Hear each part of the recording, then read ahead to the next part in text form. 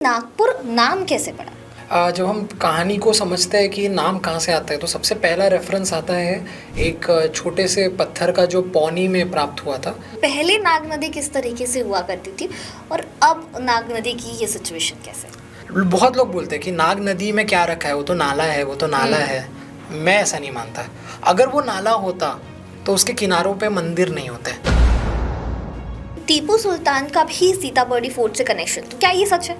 तो वहाँ पे एक 9 गज बाबा कब्र करके है जिससे रिलेटेड टीपू सुल्तान की कहानी है। नागपुर पहले तालाबों का शहर हुआ करता था, लेकिन आज उसी तालाबों के शहर में तालाबों की जो सिचुएशन है बहुत बुरी है, बहुत एडवर्स है। 3 रीजंस आपके हिसाब से? मुझे क्रिटिसाइज करते हुए बुरा नहीं लग रहा है फुटाला प्रोजेक्ट को, वो क्रिटिसिज्म के लायक ही है। फुटाला एक बहुत ही क्लासिक एग्जाम्पल है कि आप पब्लिक से तो पूछिए कि उनको क्या चाहिए। ड्रिंकिंग वाटर हम कहाँ से लाते हैं? नागपुर वाले कहाँ का पानी पीते हैं? नागपुर की 3 प्रोजेक्ट्स की बात करें जो डेवलपमेंट के नाम पर नागपुर शहर की रूह या फिर नागपुर शहर के हेरिटेज के साथ सबसे बड़ा खिलवाड़ है। जब हम नागपुर का नाम लेते हैं तो हमारे मन में आमतौर पर ऑरेंज सिटी, आरएसएस मुख्यालय, दीक्षा भूमि या फिर एक तेजी से विकसित होता मेट्रो शहर ऊपर कराते हैं। लेकिन सवाल है कि क्या हम नागपुर को सच में जानते हैं? क्योंकि नागपुर इन चीज़ों से और भी कई आगे और कई गहरा है। नागपुर एक ऐसा शहर है जिसने स्वतंत्रता संग्राम की लपटों को बेहद करीब से देखा है, जिसने इतिहास की विरासत को समय की धूल से बचाकर सहेज कर रखा है। यह वही धरती है जहां ऐसे आंदोलन जन्मे, ऐसे संघर्ष हुए जिनके बारे में आज बहुत कम लोग जानते हैं। नागपुर ने केवल समय के बदलाव नहीं देखे बल्कि बदलाव की नींव भी रखी। यह शहर राजनीतिक, सामाजिक और सांस्कृतिक आंदोलनों तक का मुख्य साक्षी रहा है। लेकिन नागपुर से जुड़ी कई कहानियां आज भी इतिहास की परतों के नीचे दबी हुई है। यहाँ की वास्तुकला, पुरानी इमारतें, मंदिर, द्वार और वाड़े सिर्फ ईंट पत्थर की संरचनाएं नहीं है बल्कि इतिहास के जीवित गवाह है। हर दीवार के पीछे एक कथा है, हर दरवाजे के भीतर एक अनकहा सच, और इन्हीं अनसुनी कहानियों, भूली हुई विरासत और छुपे हुए रहस्यों से पर्दा उठाने के लिए आज हमारे साथ मौजूद है जाने माने आर्किटेक्ट संदीप पते जी। बहुत बहुत स्वागत है संदीप सर आपका। और मैं दिशा हटवार आपका पूरी नवभारत टीम की ओर से स्वागत करती हूँ। Thank you very much. मैं नवभारत का धन्यवाद हूँ कि इतने अच्छे प्रतिष्ठित मंच पे मुझे बुलाया और मौका दिया अपनी कुछ बातें साझा करने का। Thank you very much. हम नागपुर से जुड़ी कई सारी बातें करेंगे, लेकिन थोड़ा सा पहले आपकी कहानी, आपकी ज़ुबानी जानना चाहते हैं। बहुत ऐसी कोई महान या बड़ी कहानी नहीं है, छोटी सी कहानी है। छोटा सा सपना था हेरिटेज कंजर्वेशन में काम करने का। इसके लिए मैंने आर्किटेक्चर का डिग्री किया, उसके बाद मैं पढ़ने भोपाल गया। भोपाल में कंजर्वेशन में मैंने अपनी डिग्री प्राप्त की। उसके बाद काफ़ी अपॉर्चुनिटी थी बॉम्बे, दिल्ली, जयपुर, कलकत्ता, चेन्नई ऐसे सिटीज़ में काम करने की। मगर मैंने सोचा कि जो कला मैंने पढ़ी है संवर्धन की, ये मेरे शहर में बिल्कुल भी नहीं है। तो मैंने सोचा क्यों ना इसको यहाँ पे मेरे नॉलेज का मेरे सिटी को क्या हेल्प हो सकता है, इस सिद्धांत से या इस एम के साथ में मैंने नागपुर में अपना प्रैक्टिस स्टार्ट किया 2017 में। सखा नाम की हमारी एक कंपनी है, वो हमने स्टार्ट की और उसके अंडर में हम बहुत सारे कॉन्जर्वेशन प्रोजेक्ट्स स्टेट मिनिस्ट्री के, टूरिज़्म के, पीडब्ल्यूडी के, एनएमसी के, इसके अलावा आर्कियोलॉजिकल सर्वे ऑफ इंडिया, इसके साथ हम काम करते हैं। आपको जान के खुशी होगी कि ये छोटी सी कंपनी आज 9 राज्यों के अलग अलग प्रोजेक्ट्स हैंडल कर चुकी है और कुछ के कर रही है। और बस ये मतलब ऐसा ही ये छोटी सी हमारी स्टोरी है। एक पैशनेट हेरिटेज कंजर्वेशन के मिशन को मैं आगे बढ़ा रहा हूँ। संदीप जी, आपने नागपुर और नागपुर की कंजर्वेशन हेरिटेज को लेकर बहुत काम किया है। अगर हम लोग नागपुर की बात करते हैं, इतिहास में जाते हैं, मैंने कुछ जगहों पर पढ़ा है कि नागपुर की जो फाउंडेशन है, नागपुर की जो स्थापना है, वो एक इस्लामिक लीडर ने की। क्या ये सच है? इसके पीछे की क्या कहानी? अभी कैसा है कि आजकल कॉन्सेप्ट है धर्म को आगे करने का। मैं इस तरीके से नहीं समझता। मेरे लिए भक्त बुलंद शाह ये गोंड समाज से आते हैं, गोंड ट्राइब्स थे। हमें समझने की ज़रूरत है, इस कहानी को इस तरीके से देखने की ज़रूरत है कि नागपुर बसा कैसे। तो अगर हम नागपुर को देखेंगे तो यहाँ से 150 किलोमीटर का कोई भी लाइन ड्रॉ करिए, आप किसी जंगल में लैंड अप करेंगे। और इसीलिए हम नागपुर को टाइगर कैपिटल ऑफ इंडिया भी बोलते हैं। तो अगर हम ये समझेंगे कि ये सिटी का निर्माण कैसे हुआ, ये सिटी कैसे बनी, तो क्या होता था कि ये जो एरिया था, जंगल का एरिया, यहाँ से ट्रांसपोर्ट करना बहुत डिफ़िकल्ट था, यहाँ से कोई भी ट्रेड करना बहुत डिफ़िकल्ट था, स्पेशली मुगल्स के लिए। तो मुगल्स ने एक स्ट्रैटेजी अपनाई। उन्होंने जो यहाँ के राजा थे, जो गोंड राजा थे देवगढ़ के, जो थे भक्त बुलंद, इनके साथ में स्ट्रैटेजी करके एक टाई करवाया और इनको इनकी हेल्प से ये एरिया से ट्रांसपोर्टेशन या ट्रेड या आसान हुआ। भक्त बुलंद शाह को धीरे धीरे ये समझ में आया कि नागपुर जो जगह है, ये जो जगह थी, नागपुर भी नहीं, ये जगह जो थी, इस जोग्राफिकली बहुत इम्पॉर्टेंट जगह थी। और क्योंकि एक तरीके से केंद्र में आता है और जहाँ से east west north south corridor, और उस वक्त के पोर्ट्स, जो पुराने पोर्ट्स थे या उस वक्त का जो ट्रेड रूट था, जो पैठन से होके गुजरता था और आगे नाला सोपारा और इस टाइप के जो सोपारा पोर्ट तक जाता था या फिर केरल के पोर्ट तक जाता था, ये यहीं से होके जाता था।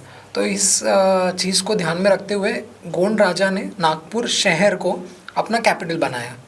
और ये कहानी एक तरीके से हम देखेंगे तो 17वें शतक की कहानी बोल सकते हैं हम उसको, जहाँ से नागपुर का जन्म होता है। तो 1700 समथिंग में इसका स्टार्टिंग होता है।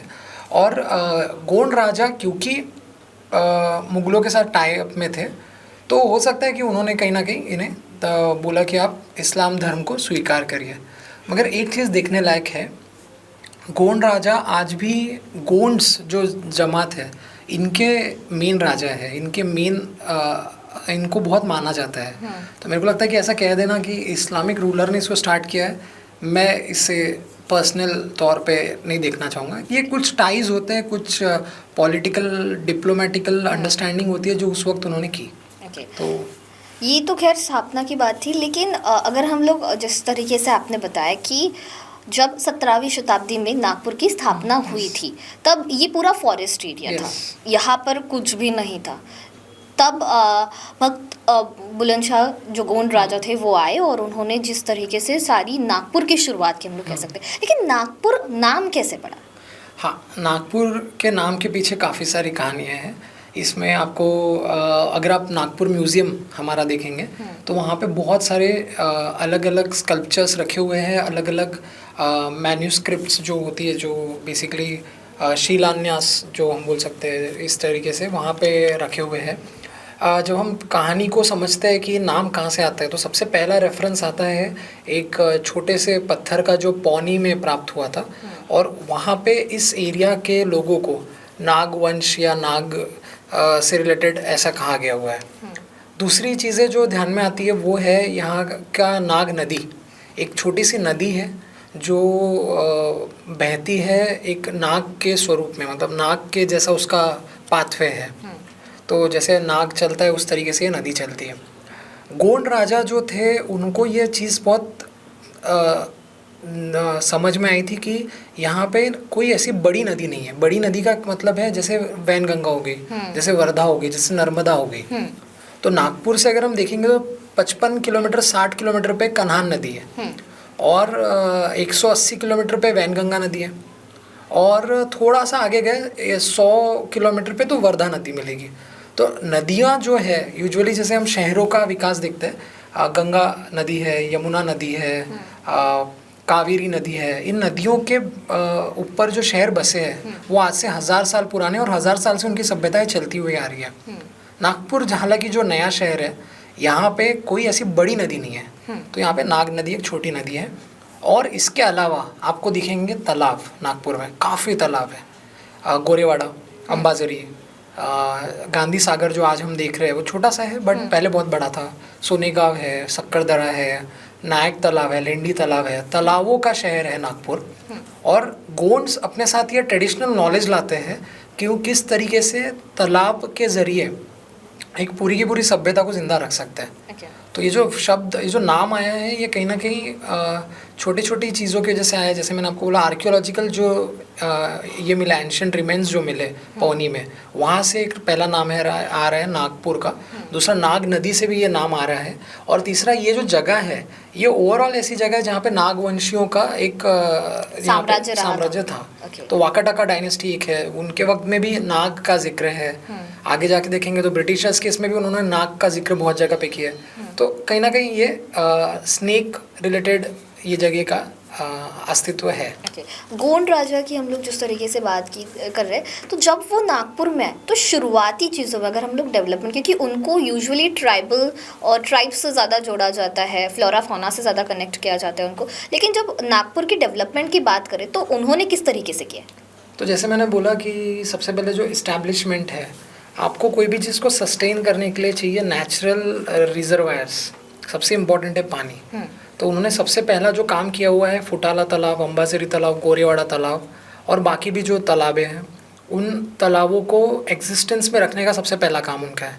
दूसरा उन्होंने पहला हो गया सस्टेनेंस, दूसरा हो गया सिक्योरिटी के लिए उन्होंने जो, अगर आप देखेंगे तो आज जो हम लोग महाल के एक जुम्मा दरवाजे से गुजरते हैं या गांधी गेट से गुजरते हैं, तो आप सडनली एक ऐसे शहर में गए जहाँ पे किलेबंदी का शहर है। तो ये किलेबंदी भी उन्होंने करी अपने गोंड राजा ने। हालांकि भक्त बुलंद शाह के बाद में चांद सुल्तान ने कुछ चीज़ें डेवलप करी, उसके बाद भी चीज़ें डेवलप होती गई। ब्रिटिश भोसले आए तो उन्होंने भी कुछ चीज़ें डेवलप की, बट किलेबंदी का जो शहर है मूल स्वरूप में वो गोंड्स के रचना से आया। और गोंड राजा को ये चीज़ का बहुत नॉलेज आया कि जो छोटे छोटे गाँव है, जैसे तेलंगखिड़ी एक गाँव था, डॉक्टर BR अंधारे एक हिस्टोरियन है यहाँ पे, हमारे बीच आज वो नहीं रहे, बट उनकी किताबें हैं, उनका साहित्य है, उसमें से हम जो पढ़ते हैं उसमें उन्होंने कहा है कि छोटे छोटे गाँवों के समूहों को जोड़ के इन्होंने नागपुर ये शहर को बसाया गोंड राजा ने। तो मेरे को लगता है कि उनका जो सबसे बड़ा रोल है वो है सस्टेनेंस पे, क्योंकि आज देखिए आप, आज भी नागपुर का अगर वाटर टेबल लेवल हम देखेंगे तो बहुत ड्राई नहीं हुआ है, कुछ एरियाज का अगर हम छोड़ दे तो, बट आप देखो जो एरियाज लेक के अराउंड है, जो जहाँ पे पानी का वॉल्यूम है, जहाँ पे चीज़ें सही अवस्था में है, वहाँ पे आज भी वाटर टेबल अच्छा है। नागपुर का रेनफॉल अच्छा है, नागपुर का ओवरऑल क्लाइमेट अच्छा है। थोड़ा हम गर्मी को अगर हार्श सोच के छोड़ दें अभी के लिए, बट नागपुर की ठंडी गर्मी जो क्लाइमेट है वो बहुत फेवरेबल है। तो ये अंडरस्टैंडिंग गोंड राजा को थी सस्टेनेंस की, और दूसरी सिक्योरिटी की, और तीसरी थी कि किस तरीके से उन्होंने ट्रीटीज़ करके अपने आप को केंद्र बिंदु में रखा उस वक्त के पॉलिटिक्स में। तो ये तो गोंड राजा की बात हुई। बाद में मुझे लगता है कि भोसले आए, और फिर उनका किस तरीके से नागपुर के डेवलपमेंट को लेकर हाथ रहा, क्या चीज़ें, मतलब अगर हम लोग 3 की पॉइंट्स निकालें जो भोसले काल के आपको सबसे अच्छी लगती है। अब इसमें कैसा है कि एक शहर जब आता है तो शहर के साथ उसकी कहानी आना शुरू होती है, उसका पॉलिटिक्स आना शुरू होता है, उसका एग्जिस्टेंस आना शुरू होता है। एक ऐसा शहर जहाँ जो एक तरीके से भारत के मध्य बिंदु में बैठा हुआ है नागपुर। मध्य बिंदु इसलिए बोल रहा हूँ कि 0 माइल के जैसे नहीं बोल रहा हूँ, मैं इसलिए कह रहा हूँ कि अगर नागपुर के अंदर में आप रेलवे स्टेशन जाएंगे तो आपको 2 ट्रैक्स मिलेंगे, east west north south corridor में। तो एक ऐसी जगह जहाँ से हर कोई गुजरता है आज भी, मतलब आप सोचो 350 साल से आज तक चीज़ें सेम है। आज भी दिल्ली से चेन्नई जाने वाली ट्रेन नागपुर से होके जाती है, और हावड़ा से मुंबई हो जाने वाली ट्रेन नागपुर से होके जाती है। तो ये जो कनेक्टिविटी है ये कहीं ना कहीं गोंड्स ने समझी, और आगे धीरे धीरे जब एक कोई लोकेशन इतनी स्ट्रांग होती है तो उस पर सबकी नज़र होती है। भोसले राजा जो है उनका अपना महात्म्य है, उनकी अपनी कहानी है, और उनका अपना कंट्रीब्यूशन रहा नागपुर को बड़ा करने में। तो जो आपने 3 चीज़ें बोली, मेरे को लगता है कि भोसले राजा ने जो 3 चीज़ें की, उसमें सबसे पहली चीज़ मैं बोलूँगा यहाँ के जो मंदिर बने हुए हैं, बहुत ही अपने आप में अलग उनका आर्किटेक्चर है। उन मंदिरों को हम नॉर्दर्न या साउदर्न टेम्पल्स में तो हम एकदम से ये नहीं कर सकते, डिफाइन नहीं कर सकते, बट नागपुर के टेम्पल्स की अपनी खासियत है। अगर हम देखेंगे तो नागपुर के मंदिर है मराठी शैली के, मगर बने हैं उड़ीसन शैली के, मतलब उड़ीसन बंगाल शैली के। अब इसके पीछे भी कहानी है, क्योंकि भोसले राजा जो है, जब हम ग्रेट मराठा मैप देखते हैं जिसमें मराठाओं के अंदर में सारी प्रांत जुड़ते जा रहे हैं, तो ग्वालियर के सिंधियास है, वडोदरा के गायकवाड्स है, पुणे के पेशवाज है, सातारा के भोसले है। ऐसे करते हुए जब हम पूरा मैप देखते हैं तो नागपुर के भोसले इनका जिक्र होता है। और मैं ये बताना चाहता हूँ कि जितने सरदार थे उन सब में नागपुर के भोसले जो राजा थे हमारे, इनका बहुत बड़ा योगदान रहा। और इनकी शूरता, इनकी ब्रेवरी, इनकी लड़ाई लड़ने की क्षमता और जीतने का जो उनके अंदर जो हुनर था, ये सबसे ज़्यादा बड़ा था। ऐसा कहते हैं कि इवन पुणे के पेशवास भी इनसे डरते थे। और इसीलिए इनको हमेशा फील्ड पे रखा जाता था, इनको ऑफिस नहीं बुलाया जाता था। तो जैसे होता है ना ऑफिस, एक होता है कोर्ट रूम पॉलिटिक्स, दूसरा है कि किसी को फील्ड पे रख दो, मतलब you send it on the field. तो कहीं ना कहीं अगर हम मराठा साम्राज्य का मैप देखेंगे और जिसमें ईस्टर्न फ्रंट्स अगर हम देखेंगे बंगाल तक, वहाँ तक का चीज़ जोड़ने का काम नागपुरकर भोसले ने किया। तो बहुत स्ट्रॉन्ग पावर, बहुत ज़्यादा ब्रेव पावर इंतज़ार कर रहा था गोंड्स के अगेंस्ट में एक मौके का। और वो मौका उन्हें मिलता है, वो वैन गंगा के नदी के तटों पे आराम से वहाँ पे सेटल्ड है। पौनी, भंडारा, ये उनके प्राइम एरियाज़ हैं। और धीरे धीरे जो गोंड्स के अंदर में जो डाउनफॉल होता है, मैं बहुत डिटेल में नहीं जाऊँगा, बट धीरे धीरे डाउनफॉल होता है। और एक ऐसा वक्त आता है जो जिसमें जो रानी है, she is left with only her son, मतलब उनके बेटे के साथ वो रह गई है और उनके हस्बैंड का जो है वो डेथ हो गया है। अब क्योंकि पॉलिटिक्स बढ़ रहा है गोंड्स के बीच में, तो वो कह रहे कि इनको कह रहे कि आप स्टेप डाउन करो और लेट द ब्रदर और someone take the charge of the throne. But वो बोलती है कि मेरे बेटे का अधिकार है गद्दी पे, मैं नीचे नहीं आऊँगी। और उस तरीके से वो जाके भोसलेस से हेल्प मांगती है। और फिर भोसलेस इन्हें एक संस्थानिक के रूप पे इस्टेब्लिश करते हैं और पूरा एडमिनिस्ट्रेटिव कंट्रोल अपने अंडर लेता है। संस्थानिक मतलब एक छोटा सा ट्रस्ट या ऐसा एक जिनको पेंशन मिलेगी साल की, और उनका बेटा भी वहाँ पे राजगद्दी पे रहेगा, उनका राज अपने लेवल पे चलेगा, बट मैक्सिमम एडमिनिस्ट्रेटिव चीज़ें भोसलेस के अंडर में रहेगी। तो पहली चीज़ जो मैंने बताया कि मंदिर सबसे बड़े इंटरेस्टिंग चीज़ें हैं। दूसरी चीज़ पे मैं भी आ रहा हूँ, वो है मार्केट्स। नागपुर आप देखो, चितार ओली, बर्तन ओली, लोहा ओली, चूना ओली, बहुत सारी ओली यहाँ पे एग्जिस्ट करती है। ओली मतलब क्या है, ये बड़ा इंटरेस्टिंग सा शब्द है। मैंने इस पे कुछ रिसर्च पेपर्स भी पब्लिश किए हैं। ओली मतलब है कि हम मराठी में जिसको ओड़ कहते हैं, वहाँ से इस शब्द का जन्म हुआ है और वहाँ से ये शब्द आया है। तो ओड़ मतलब होता है एक लाइन, मतलब जैसे मैंने बोला ना ओड़ आखली, मतलब एक लाइन खींच दिया। मराठी में मैंने बोला ओड़ आखली मतलब लाइन खींच दिया। तो एक ऐसी लाइन जिसके अंदर में आपको ज़रूरतमंद की सारी चीज़ें मिलेगी। तो चित्तार ओली मतलब ऐसी जगह जहाँ पे चित्रकार लोगों का सामान मिलेगा, या चित्रकार लोग रहते हैं, या जो ऐसे लोग जो मूर्तियाँ बनाते हैं, चित्र बनाते हैं, आर्टिस्ट लोग। लोहा ओली मतलब लोहा का सामान मिलेगा। चूना ओली मतलब चूना मिलेगा। बर्तन ओली मतलब बर्तन का सामान मिलेगा। यह अभी भी इतवारी में एग्जिस्ट करते हैं, आप अगर जाके देखें तो। बहुत ही इंटरेस्टिंग कॉन्सेप्ट है। और ये कॉन्सेप्ट कहीं ना कहीं भोसलेस की वजह से आया, क्योंकि भोसलेस या मराठास जो थे वो मार्केट सिटीज़ पे बहुत काम करते थे। आप इंदौर देखिए, आज भी ट्रेड हब है। आप नागपुर देखिए, आज भी ट्रेड हब है।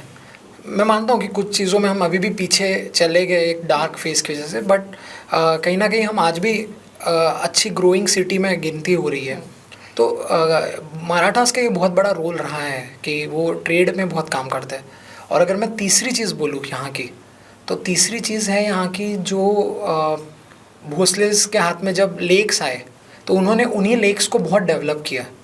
तेलंखेड़ी लेक अगर आप देखेंगे, जो फोटाला लेक है, वहाँ पे मंदिर आया, भोसलेस का बागान आया, तेलंखेड़ी गार्डन आया। सोनेगांव में देखेंगे तो वहाँ पे भी उनका वाड़ा था, मंदिर था। उसके बाद में आप पारडी लेक देखिए, वहाँ पे भी मंदिर बने हुए हैं, वहाँ पे भी कुछ कुछ चीज़ें बनाई। तो इन्होंने इन लेक्स को एक ऐसी जगह बनाई जहाँ पे वो खुद टाइम स्पेंड कर सके, जहाँ पे पूजा पाठ हो सके, जहाँ पे लोग उन एरियाज़ को एक तरीके से बहुत इम्पॉर्टेंट एरियाज़ या कल्चरली इम्पॉर्टेंट एरियाज़ के तौर पे देखें। तो मेरे को लगता है कि भोसलेस की ये तीन चीज़ें मैं कोट करना चाहूँगा एज एन आर्किटेक्ट। सबसे पहले मंदिर, बहुत देखने लायक मंदिर है नागपुर के, आप सभी ने नागपुर आके मंदिरों को देखना चाहिए। दूसरा है नागपुर के बाज़ार। ऐसी कोई चीज़ नहीं है जो नागपुर के बाज़ारों में नहीं मिलेगी, क्योंकि कनेक्टिविटी बहुत अच्छी है।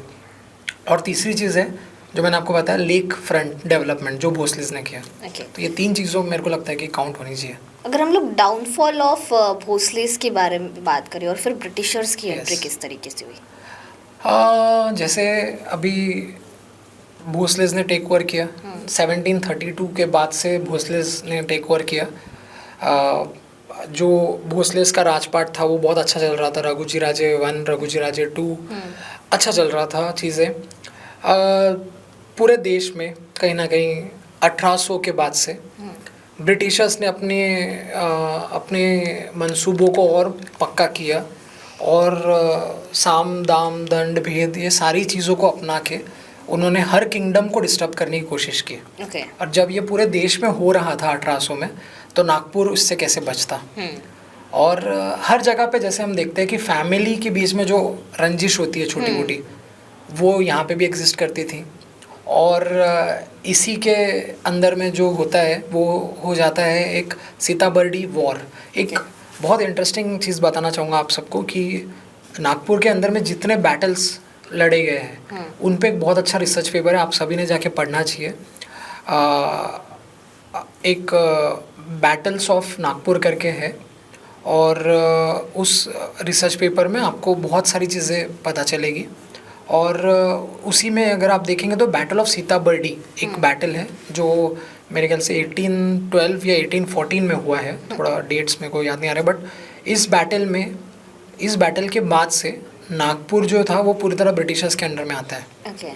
और ये बैटल जो हुआ है ये भोसलेस के एक ग्रुप ने जस्ट एक एग्रेसिवली जाके उनको अटैक कर दिया ब्रिटिशर्स को, जो उस वक्त सीताबर्डी के अंदर में टेम्परेरी रूप में थे।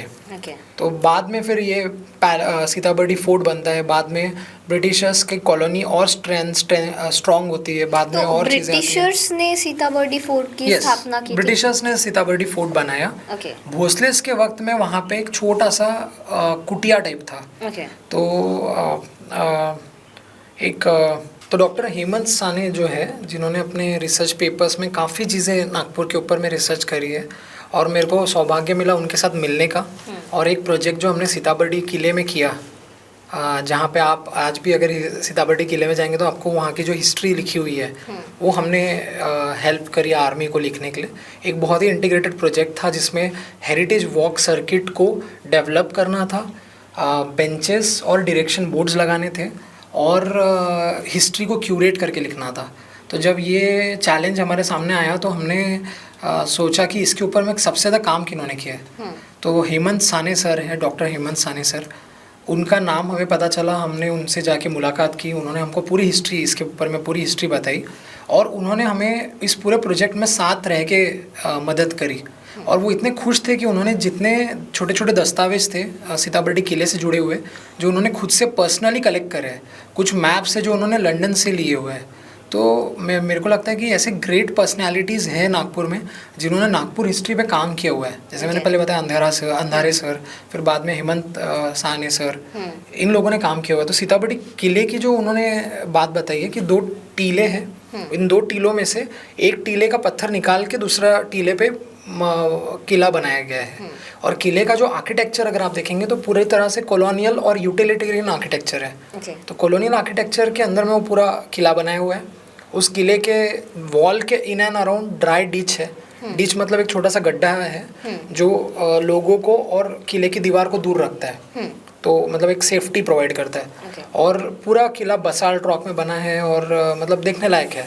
तो अभी मेरे ख्याल से अभी 26 जनवरी, 15 अगस्त, 1 मई और गांधी जयंती 2 अक्टूबर, इन डेट्स पे किला खुला रहता है। इसके अलावा भी किला हर सेकंड संडे आज़ादी अमृत महोत्सव स्कीम के अंडर में खुला हुआ है पब्लिक के लिए। तो आप सबने वो किला जाके देखना चाहिए। तो जिस तरीके से आपने भी सीताबर्डी फोर्ट की भी बात की, 3 ऐसे रीजंस कि सीताबर्डी फोर्ट अपने आप में खास है। वैसे तो वो खास ही है, बट 3 आपके हिसाब से कौन से ऐसे रीजंस हैं जो सीताबर्डी फोर्ट को अलग बनाते हो? और एक मैंने कहीं तो भी पढ़ा है कि टीपू सुल्तान का भी सीताबर्डी फोर्ट से कनेक्शन, तो क्या ये सच है? हाँ, मैं आपको बताता हूँ इस पर कुछ इंटरेस्टिंग फैक्ट्स। जब आप किले के अंदर में जाते हैं तो सबसे पहला जो उसके अंदर में वाटर का अरेंजमेंट है सीताबर्डी फोर्ट में, वो देखने लायक है। 1800 के दशक में इस तरीके से किला बनाना जिसके अंदर में अपने आप में वाटर का स्टोरेज हो, वो बहुत इंटरेस्टिंग तरीके से उन्होंने किया हुआ है। दूसरा, जब आप फोर्ट के बैस्टियंस पे पहुंचते हैं, आप किले के बैस्टियन मतलब होता है बुरुज, तो आप किले के बैस्टियन में जब आप पहुंचते हैं तो वहाँ से नागपुर का जो व्यू मिलता है वो देखने लायक है। तो मिलिट्री आर्किटेक्चर जो हम बोलेंगे ब्रिटिशर्स का, जो उनका गढ़ रहा है हमेशा। आप देखिए, जब ब्रिटिशर्स पहली बार भारत में आते हैं सत्ता में, बैटल ऑफ प्लासी और बैटल ऑफ बक्सर और ये सारे बैटल्स के बाद में जब जिस तरीके से वो एडमिनिस्ट्रेटिव कंट्रोल पॉइंट पे आते हैं, तो सबसे पहले वो हर जगह पे फोर्ट बनाते हैं। कोलकाता बोलो, चेन्नई बोलो, मुंबई बोलो, आप जिस शहर का नाम लीजिए जहाँ पे ब्रिटिशर्स ने आना शुरू किया, वहाँ पे उन्होंने अपनी सेफ्टी के लिए फोर्ट्स बनाए। और उनके फोर्ट जो थे वो यूरोपियन मिलिट्री आर्किटेक्चर का एक टाइप है, एक नमूना है। और ऐसा कहते हैं कि उन फोर्ट्स को फिर मतलब उन्होंने सीताबर्डी फोर्ट इतना स्ट्रॉन्ग बनाया है, बट फिर भी अनफॉर्चुनेटली कि उसके बाद कभी वॉर लाइक सिचुएशन हुई नहीं। तो वो फोर्ट जैसा बना है वैसा ही आज भी है। और बहुत प्राउड की फीलिंग है कि जिस फोर्ट के अंदर में एक वक्त में भारतीयों को कैद रखा ब्रिटिशर्स ने, आज उसी फोर्ट पे मतलब जहाँ पे लंदन का झंडा या इंग्लैंड का झंडा लगता था, आज उसी फोर्ट में हमारा तिरंगा लगा है और उस फोर्ट की देखरेख करता है हमारा इंडियन आर्मी। तो मेरे लिए बहुत ही प्राउड मोमेंट था जब हमने उस प्रोजेक्ट पे काम किया इंडियन आर्मी के साथ में, क्योंकि हमको ये समझ में आया कि इंडियन आर्मी के ऑफिशियल्स कितने सेंसिटिव थे, सेंसिटिव है towards the conservation of the fort. तो उन्होंने हमारी सारी कंजर्वेशन रिलेटेड सजेशंस को भी सुना, साथ ही साथ में उन्होंने हिस्ट्री को भी वहाँ पे क्यूरेट किया 2 लैंग्वेजेस में, इंग्लिश और मराठी। एक लोकल लैंग्वेज है और एक तरीके से इंग्लिश थोड़ा ग्लोबल लैंग्वेज है, तो इसमें ये रखा है। तो सीताबर्डी फोर्ट की खासियत बात यही है कि जिस तरीके से उसका आर्किटेक्चर है वो अपने आप में देखने लायक है। और वहाँ से जो व्यू आ रहा है सिटी का या जिस तरीके से उसको बनाया गया है वो अपने आप में एक नॉलेज सिस्टम है आर्किटेक्चर वाइज। टीपू सुल्तान का कनेक्शन अब वहाँ पे 2 चीज़ें हैं जिसमें हेमंत साने सर ने भी अपने रिसर्च पेपर में जिसके बारे में थोड़ा कहा है कि इसके ऊपर में रिलेटेड सपोर्टिंग हिस्ट्री नहीं मिली है। हम हिस्ट्री की जब पढ़ाई करते हैं, हम लोग कॉन्जर्वेशन आर्किटेक्ट है, हेरिटेज के अंदर में मैं एज अ काम करता हूँ एज अ आर्किटेक्ट, तो हमें हर हिस्ट्री या हर स्टोरी को एक बैकिंग लगता है, जैसे रेफरेंस पॉइंट चाहिए। जैसे फॉर एग्जांपल जर्नलिज्म है आपका, जिसमें आप हर चीज़ के पीछे एक एविडेंस लेके आते हैं। एविडेंस बेस्ड रिसर्च ये हिस्ट्री का भी मूल सिद्धांत है। तो वहाँ पे एक 9 गज बाबा कब्र करके है जिससे रिलेटेड टीपू सुल्तान की कहानी है। तो अब पॉइंट ऐसा है कि कुछ का कहना है कि वो कब्र पहले से वहाँ पे थी और किला बाद में बना, कुछ का कहना है कि किला बनने के बाद में जिन लोगों ने विद्रोह किया उनको वहाँ पे गाड़ा है। तो ऐसे 2-3 अलग अलग भिन्न भिन्न कहानियाँ हैं, और भी शायद इसके अलावा भी कोई कहानी होगी, शायद मुझे भी नहीं पता, बट इन कहानियों का खास हमें रिलेवेंट एविडेंस नहीं मिला, इसलिए आप देखेंगे उस कब्र के सामने हमने हिस्ट्री बोर्ड नहीं लगाया। सेम दूसरा पॉइंट आता है गांधी जी इन सीताबर्डी फोर्ट। इसके बारे में जो हेमंत साने सर ने बहुत ही इंटरेस्टिंग तरीके से उनके रिसर्च पेपर में बताया है कि गांधी जी की डे टू डे डायरी है। वो जहाँ जहाँ गए, जिस तारीख पे जहाँ रुके, जहाँ पे उन्हें कैद किया गया, जहाँ पे उन्हें रिहा किया गया, या वो ट्रैवल कर रहे हैं, हर चीज़ उनके डे टू डे डायरी में नोटेड है। अब जो डेट उसके अंदर में लिखी हुई है किले के अंदर में, वो डेट और उनकी डायरी की डेट मैच नहीं करती। अच्छा, तो अब ये भी एक क्वेश्चन मार्क है कि गांधी जी वहाँ पे एक पूरे दिन के लिए रखे गए थे या वो ट्रांजिटरी लेवल पे उन्हें सिर्फ 2 मिनट के लिए वहाँ रखा जब तक उनकी ट्रेन नहीं आई या उनको ले जा रहे थे नागपुर से। ये भी हिस्ट्री है। तो हमने वहाँ पे हिस्ट्री बोर्ड अगर आप देखेंगे तो उसमें ये चीज़ का नोट किया हुआ है कि लोगों की ऐसी मान्यता है कि गांधी जी को यहाँ रखा गया है, मगर जिस तारीख का उल्लेख यहाँ किया गया है वो उनके डायरी से मैच नहीं करता, ये हमने वहाँ पे लिखा है। तो यह एक ऑनेस्ट तरीका है हिस्ट्री को पोर्ट्रे करने का। तो ये 2-3 उसके रिलेटेड कहानी है। आपने बताया गांधी जी जब सीताबर्डी का थोड़ा सा कनेक्शन, गांधी जी जब नागपुर आए थे तब भी एक बहुत अमेजिंग चीज़ हुई थी नागपुर में जो हिस्ट्री के नागपुर की हिस्ट्री के लिए बहुत इंपॉर्टेंट थी, वो पर्टिकुलर इवेंट उस बारे में। तो हम लोग काम तो करते हैं कंजर्वेशन का, 0 माइल कस्तूरजन पार्क, सीताबर्डी फोर्ट, ये हमने नागपुर में कंजर्व किया है। जब मैं नागपुर में आया, स्टार्ट किया काम, तो पहला कॉन्सेप्ट था मेरा कि एक हेरिटेज वॉक इनिशिएटिव शुरू करना है। 2018 में उस वक्त इतने हेरिटेज वॉक्स नहीं होते थे और हमने ये प्लानिंग किया कि क्यों ना हम नेबरहुड लेवल वॉक लेके आए, ये स्टोरी लेवल वॉक लेके आए, स्टोरी टेलिंग लेके आए, क्योंकि एक हमारा टैगलाइन है stories connect people and time together. ये बहुत ही इंटरेस्टिंग चीज़ है। आप अगर, मैं अपने दादी से कनेक्टेड था, मुझे आज भी मेरी दादी की कुछ चीज़ें याद है कि उन्होंने मुझे रामायण की कुछ कहानियाँ बताई, मेरे मन में वो कहानियाँ घर कर चुकी है रामायण की।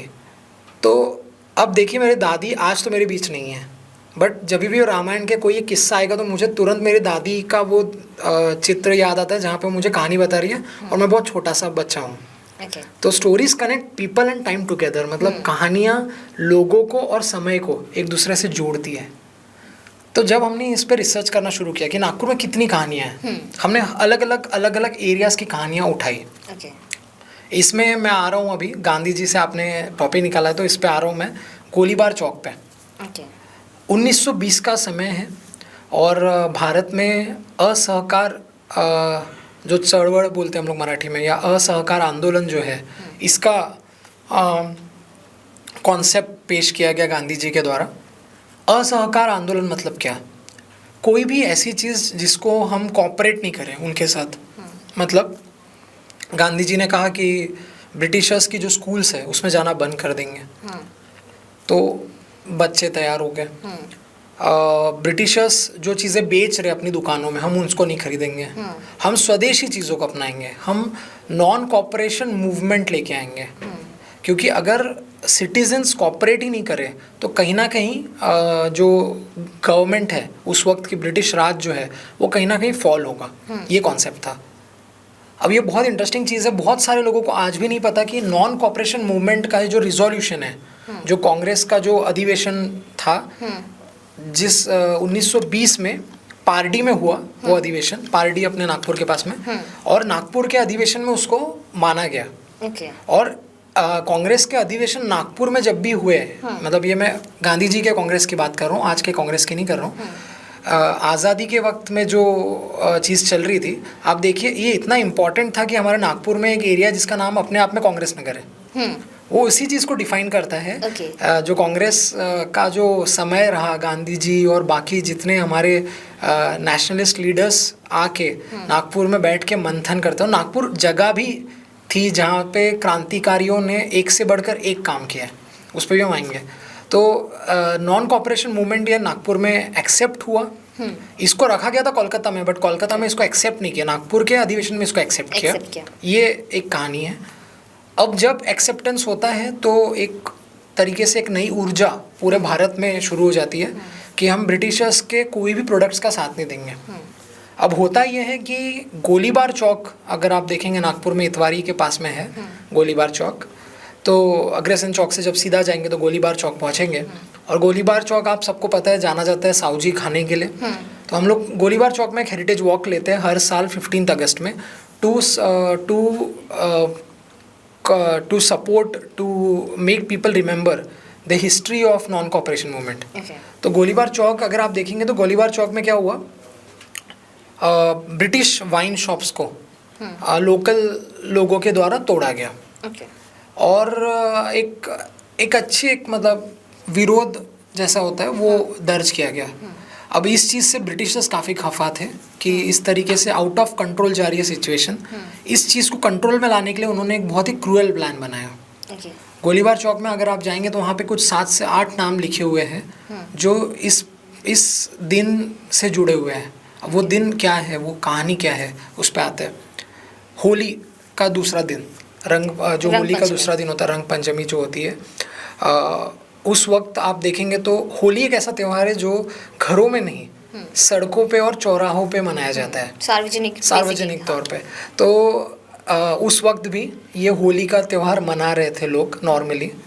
ब्रिटिशर्स की 3 गाड़ियाँ आती है, 3 रोड ब्लॉक करके वो लोग तैयार होते हैं एक बहुत ही क्रूअल चीज़ को अंजाम देने के लिए।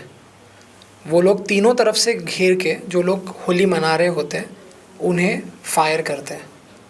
तो जैसे हम बोलेंगे जलियांवाला बाग हुआ था, उसका बहुत माइनर वर्जन एक छोटे से चौराहे पे घटता है जो है गोलीबार चौराहा। इसीलिए उस चौराहे को नाम ही पड़ गया गोलीबार चौक, क्योंकि वहाँ पे गोलीबार हुई और उससे काफ़ी सारे लोगों ने अपनी जान गंवाई। जिन 7 से 8 लोगों ने उसकी जान गंवाई उनके नाम आज भी उस चौक पे लिखे हुए हैं। आई गेस वो हमारी नागपुर की हिस्ट्री में ब्लैक डे है। ब्लैक डे है और एक बहुत ही क्रूअल चीज़ है। देखिए आप, एक फेस्टिवल है, उस फेस्टिवल में कोई इमेजिन भी नहीं कर रहा है कि उन्हें कोई पीछे से गोली मारने वाला है। तो ब्रिटिशर्स की ये क्रूएलिटी के अगेंस्ट हमेशा नागपुर खड़ा हुआ है। आप नागपुर का नाम लीजिए और नागपुर की कहानियाँ देखिए, एक से बढ़कर एक कहानी, एक से बढ़कर एक कहानी। अभी जो ब्रिटिशर्स के आपने बताया कि किस तरीके से क्रूअल रहा ब्रिटिशर्स का रूल, बट ब्रिटिशर्स के आने के बाद भी नागपुर में क्या कुछ बदलाव हुआ? जैसे मैंने बताया भोसलेस थे, उसके बाद में ब्रिटिशर्स आते हैं, बैटल ऑफ सीताबर्डी के बाद में वो कंट्रोल लेते हैं। तो ब्रिटिशर्स का एक पैटर्न रहा है हर सिटी को अपनी कॉलोनी या उसकी इंडस्ट्री के तौर पे देखने का। नागपुर अगर हम बात करेंगे तो उसका जोग्राफिकल सेंटर, ये उसका सबसे बड़ा यूएसपी रहा। यूएसपी मतलब अल्टीमेट सेलिंग पॉइंट। तो नागपुर एज अ सिटी उन्होंने इस तरीके से देखी, जहाँ पे एक दौर चल रहा है 1990 का या 1890 का, उसके थोड़ा पहले 1850 से। आप देखिए पूरे भारत में ब्रिटिशर्स रेलवे के ट्रैक्स डालते जा रहे हैं। हर बड़े नगर को दूसरे नगर से जोड़ा जा रहा है। हावड़ा से नागपुर और नागपुर से मुंबई, ये उसी वक्त में जोड़ा गया 1880s के तौर पे। नागपुर में एक जगह है अजनी करके, अजनी रेलवे क्वार्टर्स, बहुत बड़ी जगह है। मतलब अपने आप में 350-400 एकड़ की जगह है जो सिर्फ रेलवे की है। Okay. तो आप सोचिए ब्रिटिशर्स ने उस वक्त में अजनी ऐसी जगह इस्टेब्लिश की जहाँ पे आप देखेंगे जो बेसिकली एक जंक्शन पॉइंट है मुंबई से नागपुर और नागपुर से कोलकाता का। Okay. या हावड़ा का। एक वक्त था जब लोग मुंबई से नागपुर आते थे, नागपुर से राजनांदगांव बाय रोड जाते थे। Okay. और राजनांदगांव से कलकत्ता ट्रेन से आते थे। Okay. तो ये जो ब्रिटिशर्स ने एक प्रोजेक्ट लॉन्च किया नागपुर बंगाल रेलवेज का, उससे ये चीज़ उभर के आई कि नागपुर ने अपनी लोकेशन रेलवे के मैप में ली। उसके बाद में ये तो हो गया मोड ऑफ ट्रांसपोर्टेशन का। दूसरा ब्रिटिशर्स ने जो काम किया वो समझा है कि एग्रीकल्चर प्रोड्यूस क्या है हर एरिया का। नागपुर का एग्रीकल्चर प्रोड्यूस में सबसे बड़ा प्रोडक्शन था कॉटन का। Okay. सबसे बड़ा प्रोडक्शन कॉटन का। वर्ल्ड वॉर 1 आते आते जब ये सारी चीज़ें प्रॉब्लम में आती है तो ब्रिटिशर्स कहीं ना कहीं इंडिया को कॉटन प्रोडक्शन और मिल प्रोडक्शन के लिए यूज़ करते हैं। तो नागपुर आप देखेंगे तो यहाँ पे बहुत सारा कॉटन प्रोड्यूस होता है। हिंगन घाट, वर्धा, आरवी, उसके बाद अमरावती, उसके बाद नागपुर, ये एरियाज है जहाँ पे कॉटन सबसे ज़्यादा प्रमाण में है। और वहाँ का अगर आप ब्रिटिशर्स ने बनाई हुई बिल्डिंग्स जाके देखेंगे ना तो आपको समझ में आएगा इतनी शानदार इमारतें तैयार हुई। हम लोग को मौका मिला आरवी नगर परिषद के पुरानी बिल्डिंग पे काम करने का। वो बिल्डिंग आप देखेंगे तो आपको लगेगा लंदन की कोई बिल्डिंग है। इस तरीके से पत्थर में सजी हुई वो बिल्डिंग उन्होंने बनाई है। वो अपने आप में बताती है कि किस तरीके से कितना टैक्स वो यहाँ से कलेक्ट करते थे, कितने अमीर वो यहाँ से होते थे सेंट्रल रीजन से, नागपुर से, और यहाँ से सारी चीज़ें ट्रांसपोर्ट की। तो जो सब समझ में आया कि कॉटन है, एग्रीकल्चर प्रोड्यूस है, रेलवे आ रही है, तो धीरे से एक इंडस्ट्री भी यहाँ पे जन्म लेती है, वो है एम्प्रेस मिल। अब ये एम्प्रेस मिल का अगर आप लोगो जाके देखेंगे तो फिर से आपका आंसर मिलेगा आपको नाग के रिलेटेड में। अगर आप एम्प्रेस मिल का लोगो देखेंगे, एम्प्रेस ये शब्द आता है क्वीन विक्टोरिया से, जब वो empress of the India, empress queen of the India बनी, मतलब शी अटेंड द एम्प्रेस, ये खिताब उनको मिला। और अगर आप देखेंगे एम्प्रेस मिल का लोगो तो उसमें आपको क्वीन दिखेगी विद अ साइड पोज ऐसे, और आपको दिखेंगे 2 नाग आजू बाजू में। तो ब्रिटिशर्स ने भी ये समझा कि कुछ लोकल सिंबॉलिक रिप्रेजेंटेशन भी होना चाहिए और कहीं ना कहीं चीज़ें आनी चाहिए। तो ये एम्प्रेस मिल टाटाज ने इस्टेब्लिश की नागपुर में, और इसकी भी अपनी कहानी है। एम्प्रेस मिल की हम लोग बात करते हैं कि मुझे लगता है कि शुरुआती अगर नागपुर में मिल्स की शुरुआत हुई थी शायद एम्प्रेस मिल ही थी जो सबसे बड़ी थी। और आज अगर हम लोग देखें तो सिचुएशन बहुत अलग है। एम्प्रेस मिल का डाउनफॉल कैसे हुआ? एम्प्रेस मिल अगर हम देखेंगे तो टाटाज कभी एम्प्रेस मिल नागपुर में ला नहीं रहता है। अगर आप फिर से कुछ हिस्ट्री है, अलग अलग हिस्ट्रीज़ है, किसी का कहना है कि जबलपुर में टाटा मिल इस्टेब्लिश करने वाले थे, मगर टाटा का जो डिसीजन था वो चेंज हो जाता है ऑन स्पॉट नागपुर को देखते हुए। ओके। वो कहते हैं कि हम नागपुर में मिल रखेंगे, एम्प्रेस मिल। तो एम्प्रेस मिल आज की जो दिखती है हमें वो वहाँ बनी हुई है जहाँ पे एक वक्त जो नागपुर का पुराना मैप अगर आप देखेंगे तो उसमें जो लेक है, नागपुर का जो लेक है वो सीताबर्डी हिल तक आता है, सीताबर्डी हिल तक। तो उस लेक को थोड़ा सा रिक्लेम करके वहाँ पे मिल बनाई गई है, एम्प्रेस मिल। और एम्प्रेस मिल जब बनी है तो वो दो ही चीज़ों को लेके बनी। सबसे पहले कॉटन यहाँ पे बहुत अवेलेबल है, दूसरा रेलवे जो ब्रिटिशर्स लेके आए, उसकी वजह से एम्प्रेस मिल यहाँ पे बनी। अब अगर हम बोलेंगे कि सब चीज़ें ब्रिटिशर्स की वजह से, तो वो भी गलत है। कोई भी इंडस्ट्री को चलाने के लिए लगते हैं मजदूर, लगते हैं हाथ, लगती है कारीगरी। नागपुर ऐसी जगह है जहाँ पे ये कारीगरी मौजूद थी। तो हम लोग एम्प्रेस मिल पे भी एक हेरिटेज वॉक लेते हैं, मगर हम लोग मोमिनपुरा और हंसापुरी पे एक वॉक लेते हैं। वो एक बहुत इंटरेस्टिंग वॉक है। नागपुर में गोंड और भोसले के टाइम से ही कपड़े का व्यापार बहुत जोरों शोरों से था, क्योंकि कॉटन था। मोमिनपुरा एक ऐसी जगह है जहाँ पे आज भी अगर आप जाके देखेंगे तो लोग बुनकर का काम करते हैं। अच्छा। और हंसापुरी एक ऐसी जगह है जहाँ पे आज भी बुनकर का काम कोष्टी जो यहाँ के लोकल्स है, और जिनसे सावजी खाना भी आता है, वो लोग करते हैं। कोष्टीज यहाँ के लोकल नागपुर के बहुत स्ट्रॉन्ग थे, वो बहुत अच्छा बुनकर का काम करते थे। उसी तरीके से दूसरी जो मुस्लिम्स है वो भी बुनकर का काम करते थे। और इन लोगों को जैसे ही राजा का पैटर्नेज ख़त्म होता है, ब्रिटिशर्स मिल लेके आ रहे हैं, इन्हें रेडीमेड जॉब एम्प्रेस मिल में मिलना शुरू होती है। और एम्प्रेस मिल अगर एम्प्रेस मिल बनी है तो वो इन लोगों की वजह से, नागपुर के कारीगरों की वजह से बनी है। ऐसा नहीं हुआ कि आपने मिल डाल दी और लोग आ रहे हैं, जैसे बॉम्बे या अहमदाबाद या सूरत के साथ हो रहा है। नागपुर में अपने आप में यहाँ का एंगेजमेंट या यहाँ का एम्प्लॉयमेंट रेडी था, स्किल्स रेडी थी जो एम्प्रेस मिल को साथ दे सकते थे। तो ये एक बहुत इंटरेस्टिंग चीज़ है। अब आते हैं डाउनफॉल पे, जो थोड़ा सा डेफिनेटली सैड है। हर वक्त के बाद में अपग्रेडेशन होता है टेक्नोलॉजी में। हैंडलूम्स जो थी वो मशीन लूम्स में कन्वर्ट हुई, और धीरे धीरे टेक्सटाइल मिल्स भी बहुत चेंज होती गई। और एक ऐसा दौर आता है जहाँ पे मिल्स बंद होना शुरू होती हैं, मुंबई में, सूरत में, अहमदाबाद में। मतलब ये वो दौर है जहाँ पे बहुत ही इंटरेस्टिंगली देखा गया है कि इवन विक्रम साराभाई जो है, उनके पिताजी की एक मिल थी और उन्हें बहुत सारा काम काज छोड़ के अहमदाबाद जाना पड़ता है क्योंकि उनकी फैमिली बहुत प्रॉब्लम्स में घिर जाती है। तो ये वो दौर है जहाँ पे मिल्स बंद हो रही थी, लोग अनएम्प्लॉयड हो रहे थे, और एक बहुत ही बुरा दौर है जहाँ पे आपके हाथ से आपका काम छीन लिया गया है और दूसरे दिन आपको कह दिया है कि कल से आप काम पे मत आइए। तो एक बहुत ही बुरा दौर है। और मेरे को आज भी एक कहानी बहुत अच्छे से याद है इस दौर से जुड़ी हुई। मैं स्कूल जाता था और जिस ऑटो में मैं जाता था, जिस ऑटो रिक्शा में मैं जाता था, वो अंकल ने मुझे बताया था कि वो और उनके पिताजी मिल्स में काम किया करते थे, एम्प्रेस मिल में और मॉडल मिल में।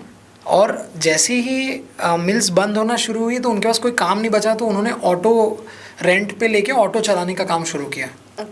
तो बहुत सारे मेरे को लगता है कि 90s और 2000s के टाइम पीरियड में जो ऑटो वाले थे वो मिल्स में काम किया करते थे। तो मिल मतलब अपने आप में मिल एक अपने आप में एक दुनिया थी जहाँ पे आप खुद नहीं बट आपके फैमिली मेम्बर्स भी जाके काम कर रहे हैं, आप अलग अलग पोस्ट पे काम कर रहे हैं, आपको एक सोशल सिंबल, एक सोशल सिक्योरिटी मिल रही है मिल्स में काम करके।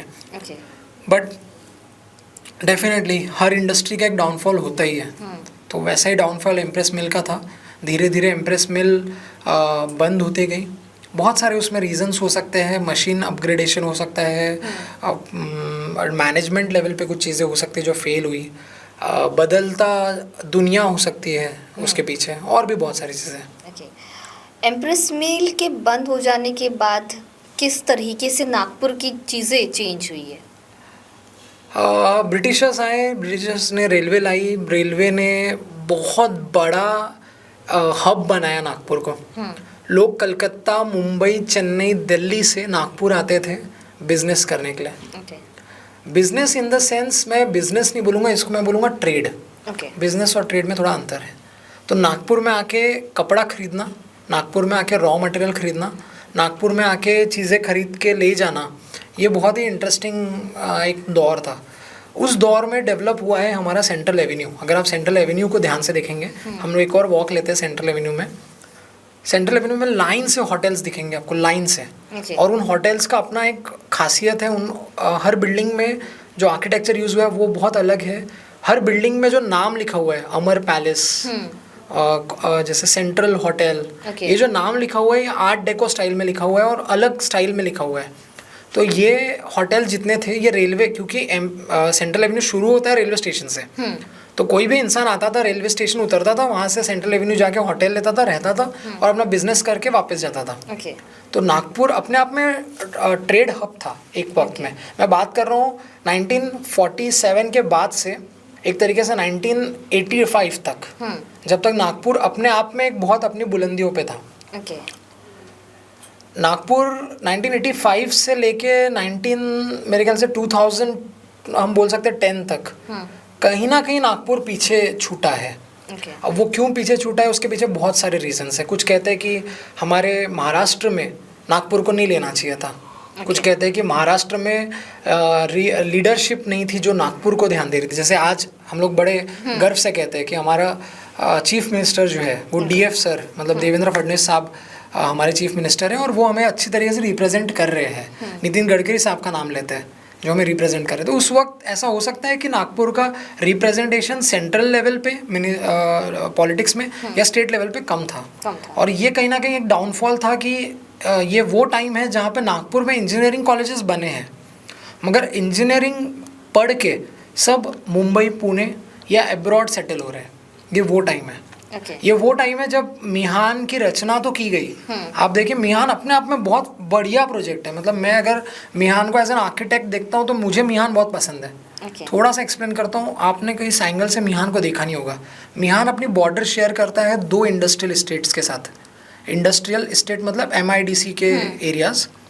पहला इंडस्ट्रियल स्टेट है बुटीबोरी जो मिहान के स्टार्टिंग में आता है, और दूसरा इंडस्ट्रियल स्टेट है ईसासनी या हिंगना जो पीछे साइड आता है। तो आप सोचो इन 2 इंडस्ट्रियल स्टेट के बीच की जो जगह थी, जो गांव थे, उन्हें हटा के वहाँ पे मिहान की रचना की गई और एक ऐसा प्रपोजल लाया गया। आप सोचो SEZ मतलब स्पेशल इकोनॉमिकल जोन बनाया गया।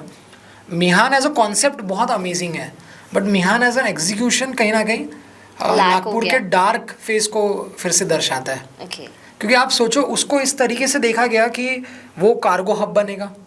वहाँ पे बहुत सारे सपने दिखाए गए थे कि वहाँ पे दुनिया के सबसे बड़े बड़े कार्गो विमान उतरेंगे।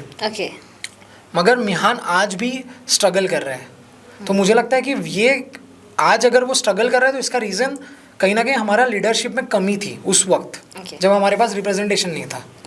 तो ये चीज़ को भी समझना बहुत इंपॉर्टेंट है कि नागपुर अगर आप देखेंगे तो नागपुर की अपनी कहानी, अपना बहुत गौरवशाली इतिहास है। ब्रिटिशर्स के टाइम पे हम सेंट्रल प्रोविंसेस की कैपिटल थे और आज़ादी के बाद हम मध्य प्रांत की कैपिटल्स बने और बाद में हम जाके महाराष्ट्र में आए। तो मतलब अपने आप में एक हिस्ट्री है। नागपुर की हिस्ट्री जिस तरीके से हम लोग डिस्कस कर रहे हैं वो सच में बहुत गौरवशाली है। और इसी हिस्ट्री में एक बहुत अहम चीज़ है नाग नदी। नाग नदी नागपुर के इतिहास में सबसे, मुझे लगता है कि सबसे इम्पोर्टेंट चीज़ है, सबसे इम्पोर्टेंट एस्पेक्ट है। लेकिन आज नाग नदी की जो सिचुएशन है वो बहुत ज़्यादा रिवर्स है। जिस तरीके से पहले नाग नदी, मैं पहले तो आपसे वही जानना चाहती हूँ कि पहले नाग नदी किस तरीके से हुआ करती थी और अब नाग नदी की ये सिचुएशन कैसे? कोई भी नदी जो होती है ना, वो इंसान के ज़िंदगी को और इंसान की ज़िंदगी का जो जर्नी है उसे डिफ़ाइन करती है बहुत अच्छे से। हम जब जन्म लेते हैं और हिंदुओं में एक प्रथा है मुंडन करने की, तो जन्म करने के बाद में जो मुंडन होता है, मौंज बोलते हैं हम लोग मराठी में उसको, तो वो भी नदी के किनारे कई बार होती है। और जब हमारे यहाँ पे मृत्यु होती है तो हमारी अस्थियाँ भी नदियों में विसर्जित होती है। तो अगर आप देखेंगे तो नदी ये भारतीय परंपरा का या भारतीय जीवन शैली का बहुत बड़ा रोल है।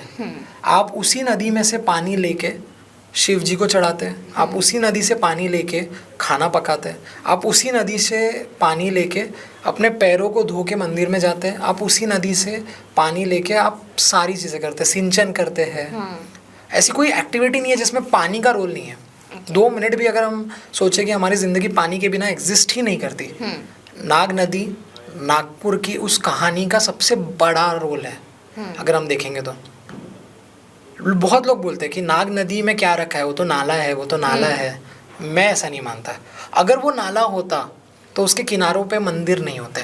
आप नाग नदी का सीताबर्डी का वाला एरिया देखिए, जहाँ पे नाग नदी झांसी रानी स्क्वायर को क्रॉस करती है और संगमेश्वर के तट पे आती है। संगमेश्वर एक ऐसी जगह है जो फॉर्च्यून मॉल अगर आप देखेंगे आज का, उसके पीछे है, बिल्कुल पीछे, जहाँ पे I guess metro station metro station अपने को दिखता है वहाँ से। तो अगर आप यशवंत स्टेडियम देखेंगे, एक तरफ यशवंत स्टेडियम है, दूसरी तरफ में ये फॉर्च्यून मॉल है और बीच में जो एरिया है वो संगमेश्वर तट है। तो संगमेश्वर एक ऐसी जगह है जहाँ पे पीली नदी और नाग नदी का संगम होता है और इसीलिए उसको संगमेश्वर बोला है। वहाँ पे एक से बढ़कर एक मंदिर है। यहाँ पे भी हम लोग हेरिटेज वॉक्स करते हैं। बहुत ही बढ़िया चीज़ है, बहुत ही कल्चरली रिच चीज़ है। अगर आप वहाँ के स्टेप्स को देखेंगे, घाट को, तो आपको बनारस की याद आएगी।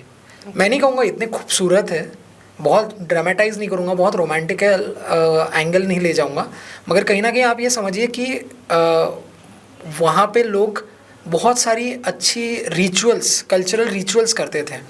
आज क्योंकि वो नदी नाला बन गया है तो बहुत अलग लगता है। कचरा हो गया है, कूड़ा हो गया है, निगलेक्ट हो गया है। मगर हम लोग हेरिटेज वॉक में एक बहुत इंटरेस्टिंग चीज़ करते हैं जो आप सब ने ट्राई करनी चाहिए। हम लोग वहाँ जाते हैं और सबको मैं कहता हूँ कि 2 मिनट के लिए आप इमेजिन करिए, आँख बंद करके नाक को थोड़ा सा रुमाल से ढक लीजिए और 2 मिनट के लिए सिर्फ पानी के प्रवाह को सुनिए। आपको महसूस होगा आप नदी के किनारे पे, आप नदी के तट पे हैं। ये एक चीज़ होगी। दूसरी चीज़ है, नाग नदी में अगर आप देखेंगे तो काशीबाई छतरी जो जगह है, जो रॉयल ग्राउंड है, जहाँ पे बहुत सारे भोसले राजवंशों की छतरियाँ, जो समाधि वहाँ एग्जिस्ट करती है, वो भी कहीं ना कहीं नाग नदी को लग के है। धीरे धीरे नदी आगे जाती है, जाके कन्हान से मिल जाती है और जो नाला रूपी नदी है वो फिर कहीं ना कहीं थोड़ी क्लीन अपने को दिखने मिलती है कन्हान के अंदर में। तो मेरे को लगता है कि नाग नदी का ये दुर्भाग्य है कि वो आज नाग नाला बन गया है और हम देख रहे हैं कि टाइम एंड अगेन हम उसे प्रिजर्व नहीं कर रहे हैं। तो मेरे को लगता है प्रिजर्वेशन की बहुत ज़रूरत है नाग नदी को, क्योंकि वो हमारा एक नदी नहीं है बट एक ऐसी चीज़ है जिससे हम अपना नाम लेते हैं। नदी की आपने हम लोग जिस तरीके से नाग नदी की बात कर रहे थे, आपने मुझे पहले बताया कि नागपुर पहले तालाबों का शहर हुआ करता था, लेकिन आज उसी तालाबों के शहर में तालाबों की जो सिचुएशन है बहुत बुरी है, बहुत एडवर्स है, बहुत बुरी है। 3 रीजंस आपके हिसाब से? मैं फिर से बोलूँगा कि हमें सीखना चाहिए इतिहास से। गोंड राजा ने जिस तरीके से नदियों तालाबों को रखा, भोसलेज ने उस पे आगे जाके पत्थर की दीवारें बनाई, मंदिरें बनाए, गार्डन्स बनाए। जैसे ही हम आज इतने बड़े विकसित देश में आ गए, हम उसके अंदर में क्या कर रहे हैं, ये सबसे बड़ा रीज़न है। आप देखिए आज अभी गांधी सागर तालाब बना हुआ है, उन्होंने बहुत अच्छा उसमें छतरियाँ वगैरह बना के उसको डेवलप किया है, मगर आप थोड़ा सा जाके ध्यान से देखेंगे तो तालाब के बाजू में एक ऐसी दीवार खड़ी की गई है स्टोन जाली में, जिससे हमें तालाब दिखना ही बंद हो गया। तो मेरे को लगता है कि ये ना कहीं एक बहुत ही सैड डेवलपमेंट है कि हम लोगों को तालाबों से दूर कर रहे हैं। फुटाला, एक वक्त में फुटाला एक ऐसी जगह थी जहाँ पे मतलब हम लोग सभी उसको नागपुर का अपना मरीन ड्राइव कहते हैं। मैंने लिंक्डइन पे बहुत अच्छा एक ऐसे लिखा हुआ है कि हर शहर के पास अपना एक मरीन ड्राइव है और ज़रूरी नहीं है कि उसके पास समुंदर हो या ना हो। मरीन ड्राइव मतलब क्या? सुकून की जगह। फुटाला हर किसी के लिए सुकून की जगह थी। वहाँ पे आप अपने दोस्तों के साथ जाइए, आप अपने परिवार के साथ जाइए, आप अकेले जाइए, आपको सुकून मिलता था। सुकून क्यों मिलेगा? क्योंकि नेचुरल वाटर वहाँ पे एग्जिस्ट करता था और जैसे ही आप उसके बैंक्स पे बैठते थे, अगर आप पुराने दिन याद करें, आज तो वो दिन हमसे छीन लिए गए हैं अनफॉर्चुनेटली, बट पुराने दिन अगर आप याद करेंगे तो आप तालाब के किनारे बैठते थे और फुटाला को देखते हुए काफ़ी मंथन करते थे अपने विचारों में। तो जो सुकून था, जो आनंद था, वो आज अपने आप में गायब होते जा रहे हैं। मैं ये नहीं बोलूँगा कि सारे डेवलपमेंट गलत हो गए। आप सोनेगांव लेक में जाइए, इस वक्त सोनेगांव के आजू बाजू में एक बहुत अच्छा गार्डन डेवलप किया है। उसकी पार्किंग के इशू को छोड़ दिया तो वो गार्डन बहुत अच्छा बना है, क्योंकि वहाँ पे बहुत हेवी स्ट्रक्चर नहीं बना है फुटाला जैसे। जैसे फुटाला में देख ही रहे, एक फाउंटेन बना है जिसे शायद सिर्फ पहले कुछ 1-2 महीने हमने देखा, बहुत उसका बज़ हुआ, हर इन्फ्लुएंसर हर कोई उसके ऊपर में अपना रील बना रहे हैं, और उसके बाद फिर वो सिर्फ एक शो पीस के तरह से रखा हुआ है आज भी। तो मेरे को लगता है कि फुटाला एक बहुत ही क्लासिक एग्जाम्पल है कि आप पब्लिक से तो पूछिए कि उनको क्या चाहिए, पब्लिक से ना पूछते हुए आपने उनको एक खिलौना सौंप दिया और ये हो गया। ये तो डेवलपमेंट अराउंड लेक की बात होगी। आप लेंडी तालाब जाइए, ख़त्म हो गया है। लेंडी तालाब आपको मिलेगा नहीं आज अगर आप लेंडी तालाब देखने गए तो। मैं गारंटी के साथ कहता हूँ काफ़ी सारे एनएमसी के ऑफिशियल्स हैं, उन्होंने लेंडी तालाब देखा ही नहीं है। इस पॉडकास्ट के माध्यम से मैं चाहता हूँ कि आप जाके उस लेंडी तालाब को देखिए, मतलब लेंडी तालाब है कैसा, वो कैसे धीरे धीरे छोटा होते जा रहा है, सिकुड़ता जा रहा है, डेवलपमेंट उसका गला घोटते जा रहा है। नायक तालाब आप देखिए किस तरीके से नायक तालाब भी अपने आप में ख़राब होते जा रहे हैं। मैंने बोला सक्करदरा तालाब जाके देखिए, कुछ नहीं हो रहा है वहाँ पे, कुछ नहीं। वो वैसा है क्या, वैसा ही तालाब है। रादर आज तो तालाब भी नहीं बचा। तो देखते पूरा सूख चुका है, डेथ होते जा रही है। और ये डेथ सिर्फ तालाबों की नहीं है, ये हमारे सभ्यता की डेथ है कहीं ना कहीं। हमें ये समझने की ज़रूरत है, हमसे 55 किलोमीटर दूर कनान नदी है, 55 किलोमीटर दूर। अगर हमें पानी इमरजेंसी सिचुएशन में चाहिए तो हमें 55 किलोमीटर की पाइपलाइन बिछानी होगी।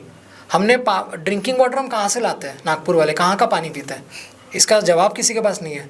हम पेंच का पानी पीते हैं। पेंच कितना दूर है हमारे से, 70 किलोमीटर्स के दूर है पेंच। व्याघ्र जो प्रोजेक्ट है वहाँ का पानी हम ड्रिंकिंग के लिए यूज़ करते हैं, because it is most pure and जंगल के अंदर का पानी है जो शेर भी पीता है, जो नागपुर के लोग भी पीते हैं, और इसीलिए नागपुर के लोग भी शेर है और टाइगर कैपिटल भी है।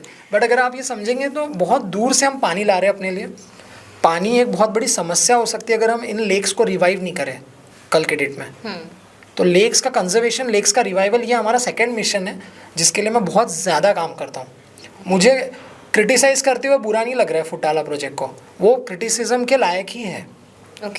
बट मेरे को लगता है कि फुटाला एक प्रोजेक्ट है जो गलत हो गया। कौन से ऐसे और प्रोजेक्ट्स लगते हैं आपको, अगर हम नागपुर की 3 प्रोजेक्ट्स की बात करें जो डेवलपमेंट के नाम पर नागपुर शहर की रूह या फिर नागपुर शहर की हेरिटेज के साथ सबसे बड़ा खिलवाड़ है? 3 ऐसे प्रोजेक्ट्स। मैं तो एज एन आर्किटेक्ट ट्रेन हुआ हूँ, और मैं जो भी कहूँगा अपने ट्रेनिंग के हिसाब से कहूँगा, मेरे एजुकेशन के हिसाब से कहूँगा, फैक्ट बेस कहूँगा। सबसे पहला जो हमने एक प्रोजेक्ट का विरोध किया था, अजनी रेलवे कॉलोनी के अंदर में एक बहुत बड़ा इंटर मॉडल स्टेशन आ रहा था। हमने उसका बहुत विरोध किया क्योंकि वो इंटर मॉडल स्टेशन बहुत भारी प्रमाण में ट्रैफिक लाता, भारी प्रमाण में पोल्यूशन लाता, और भारी प्रमाण में पेड़ कटिंग, मतलब ट्री डिफॉरेस्टेशन हो जाता। और 400 एकड़ की जगह है, वहाँ पे 70,000 से ज़्यादा पेड़ है। पहले काउंटिंग में 40,000 निकले थे, जो सिर्फ छोटी सी जगह थी। मेरे ख्याल से 20 एकड़ या 25 एकड़, 40 एकड़ की जगह थी, उसमें 40,000 से ज़्यादा पेड़ निकले थे जो एनएमसी ने काउंटिंग किया। उसके बाद तो काउंटिंग हुआ भी नहीं। तो 70,000 80,000 से ज़्यादा पेड़ है।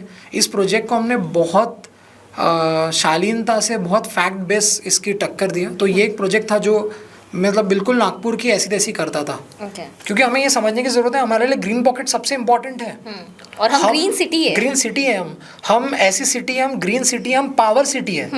हम ये भूलने की ज़रूरत नहीं है कि नागपुर है तो पूरा महाराष्ट्र जगमग रहा है। नागपुर है, यहाँ का कोराडी पावर प्लांट है, यहाँ के कोल माइंस है, तो थर्मल पावर स्टेशन के तौर पे नागपुर है जो पूरे महाराष्ट्र को बिजली पहुँचाता है, पूरे महाराष्ट्र को। मुंबई, कोल्हापुर, पुणे, सातारा, नासिक। बहुत अच्छी बात है कि बहुत सारे सोलापुर रीजन में हम देखेंगे विंड टर्बाइंस से इलेक्ट्रिसिटी जनरेट हो रही है। आज बहुत सारे एरियाज़ में सोलार से जनरेट हो रही है, मगर नागपुर इसका हब है। तो नागपुर अपने आप में पावर सिटी है, नागपुर अपने आप में ग्रीन सिटी है।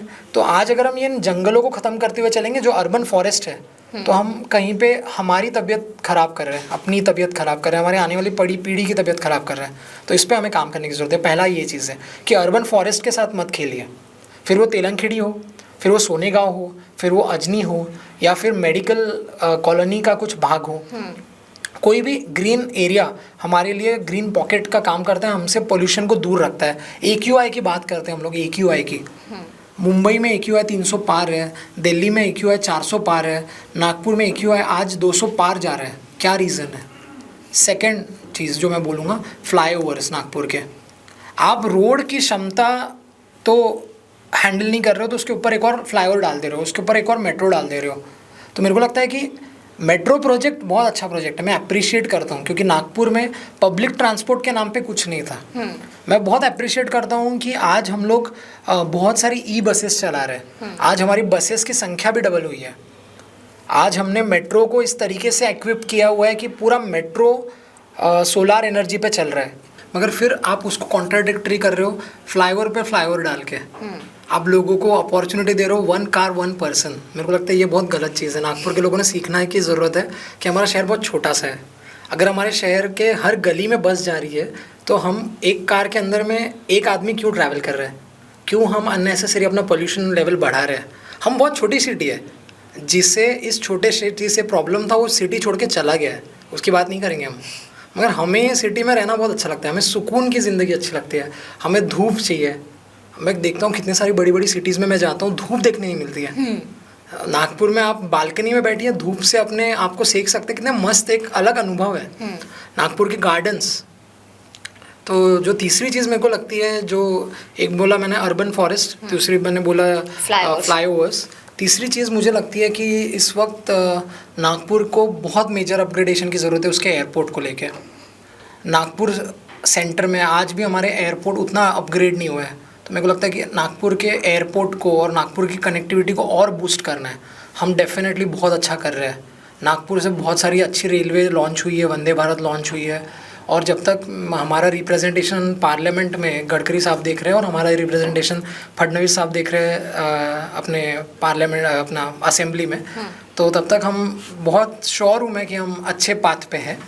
बट मुझे लगता है कि यही मौका है अच्छे से नागपुर को डेवलप करने का, और काफ़ी सारी जैसे मैंने बोला एयरपोर्ट या कनेक्टिविटी जैसे समृद्धि से हुआ है, इसको और अच्छे लेवल पे ले जाने का। तो ये 3 चीज़ें जो मुझे लगता है, अर्बन फॉरेस्ट उसको प्रिजर्व करने की ज़रूरत है, फ्लाईओवर्स को थोड़ा कम करने की ज़रूरत है, और तीसरी चीज़ है एयरपोर्ट और ट्रांजिटरी जो एरियाज़ है जैसे रेलवे स्टेशन, एयरपोर्ट, इसको और डेवलप करने से ज़्यादा बिजी करने की ज़रूरत है। ओके आपने अभी फ्लाईओवर्स की बात की, रोड्स की बात की, जिस तरीके से अगर हम लोग थोड़ा सा ब्रिटिश टाइम के और जाए तो एक फ्लाईओवर या फिर एक ब्रिज मैं जिसे यहाँ पे मेंशन करना चाहती हूँ, जो हमारा अजनी का ब्रिज है, जो ब्रिटिशर्स की देन है। हम लोग इस चीज़ को बिल्कुल मना नहीं कर सकते कि वो ब्रिटिशर्स ने दिया, और मुझे लगता है अभी करीब 150 साल हुए हैं, 150 साल क्रॉस भी कर चुके होंगे, और वो अभी भी ब्रिज जो है, भले ही वो अपने सबसे लोएस्ट स्टेज में है, बट वो अभी भी सबसे बेस्ट स्टेज में है अपने। बट अगर हम लोग आज के रोड्स की बात करें, आज के सिनेरियो की बात करें, तो एक रोड बनता है, 2 महीने में फिर से खुदाई होती है। क्या इस वजह से हमारे जितना भी हेरिटेज है उस पर भी इसका असर पड़ रहा है? सैड है एक्चुअली, ये बहुत सैड है। हम लोग नेशनल लेवल पे हम बात कर रहे हैं कि देश से प्रेम करने की। एक चीज़ इसमें एक और ऐड करनी थी मुझे कि ब्रिटिशर्स के आर्किटेक्चर में या फिर उनके मेकिंग में ऐसा क्या डिफरेंस था जो आज हमारी चीज़ों में नहीं दिख रहा है? मैं उसी पे आ रहा था कि ये बहुत सैड बात है कि हम लोग आज हम लोग बात कर रहे हैं राष्ट्र सर्वोपरि की।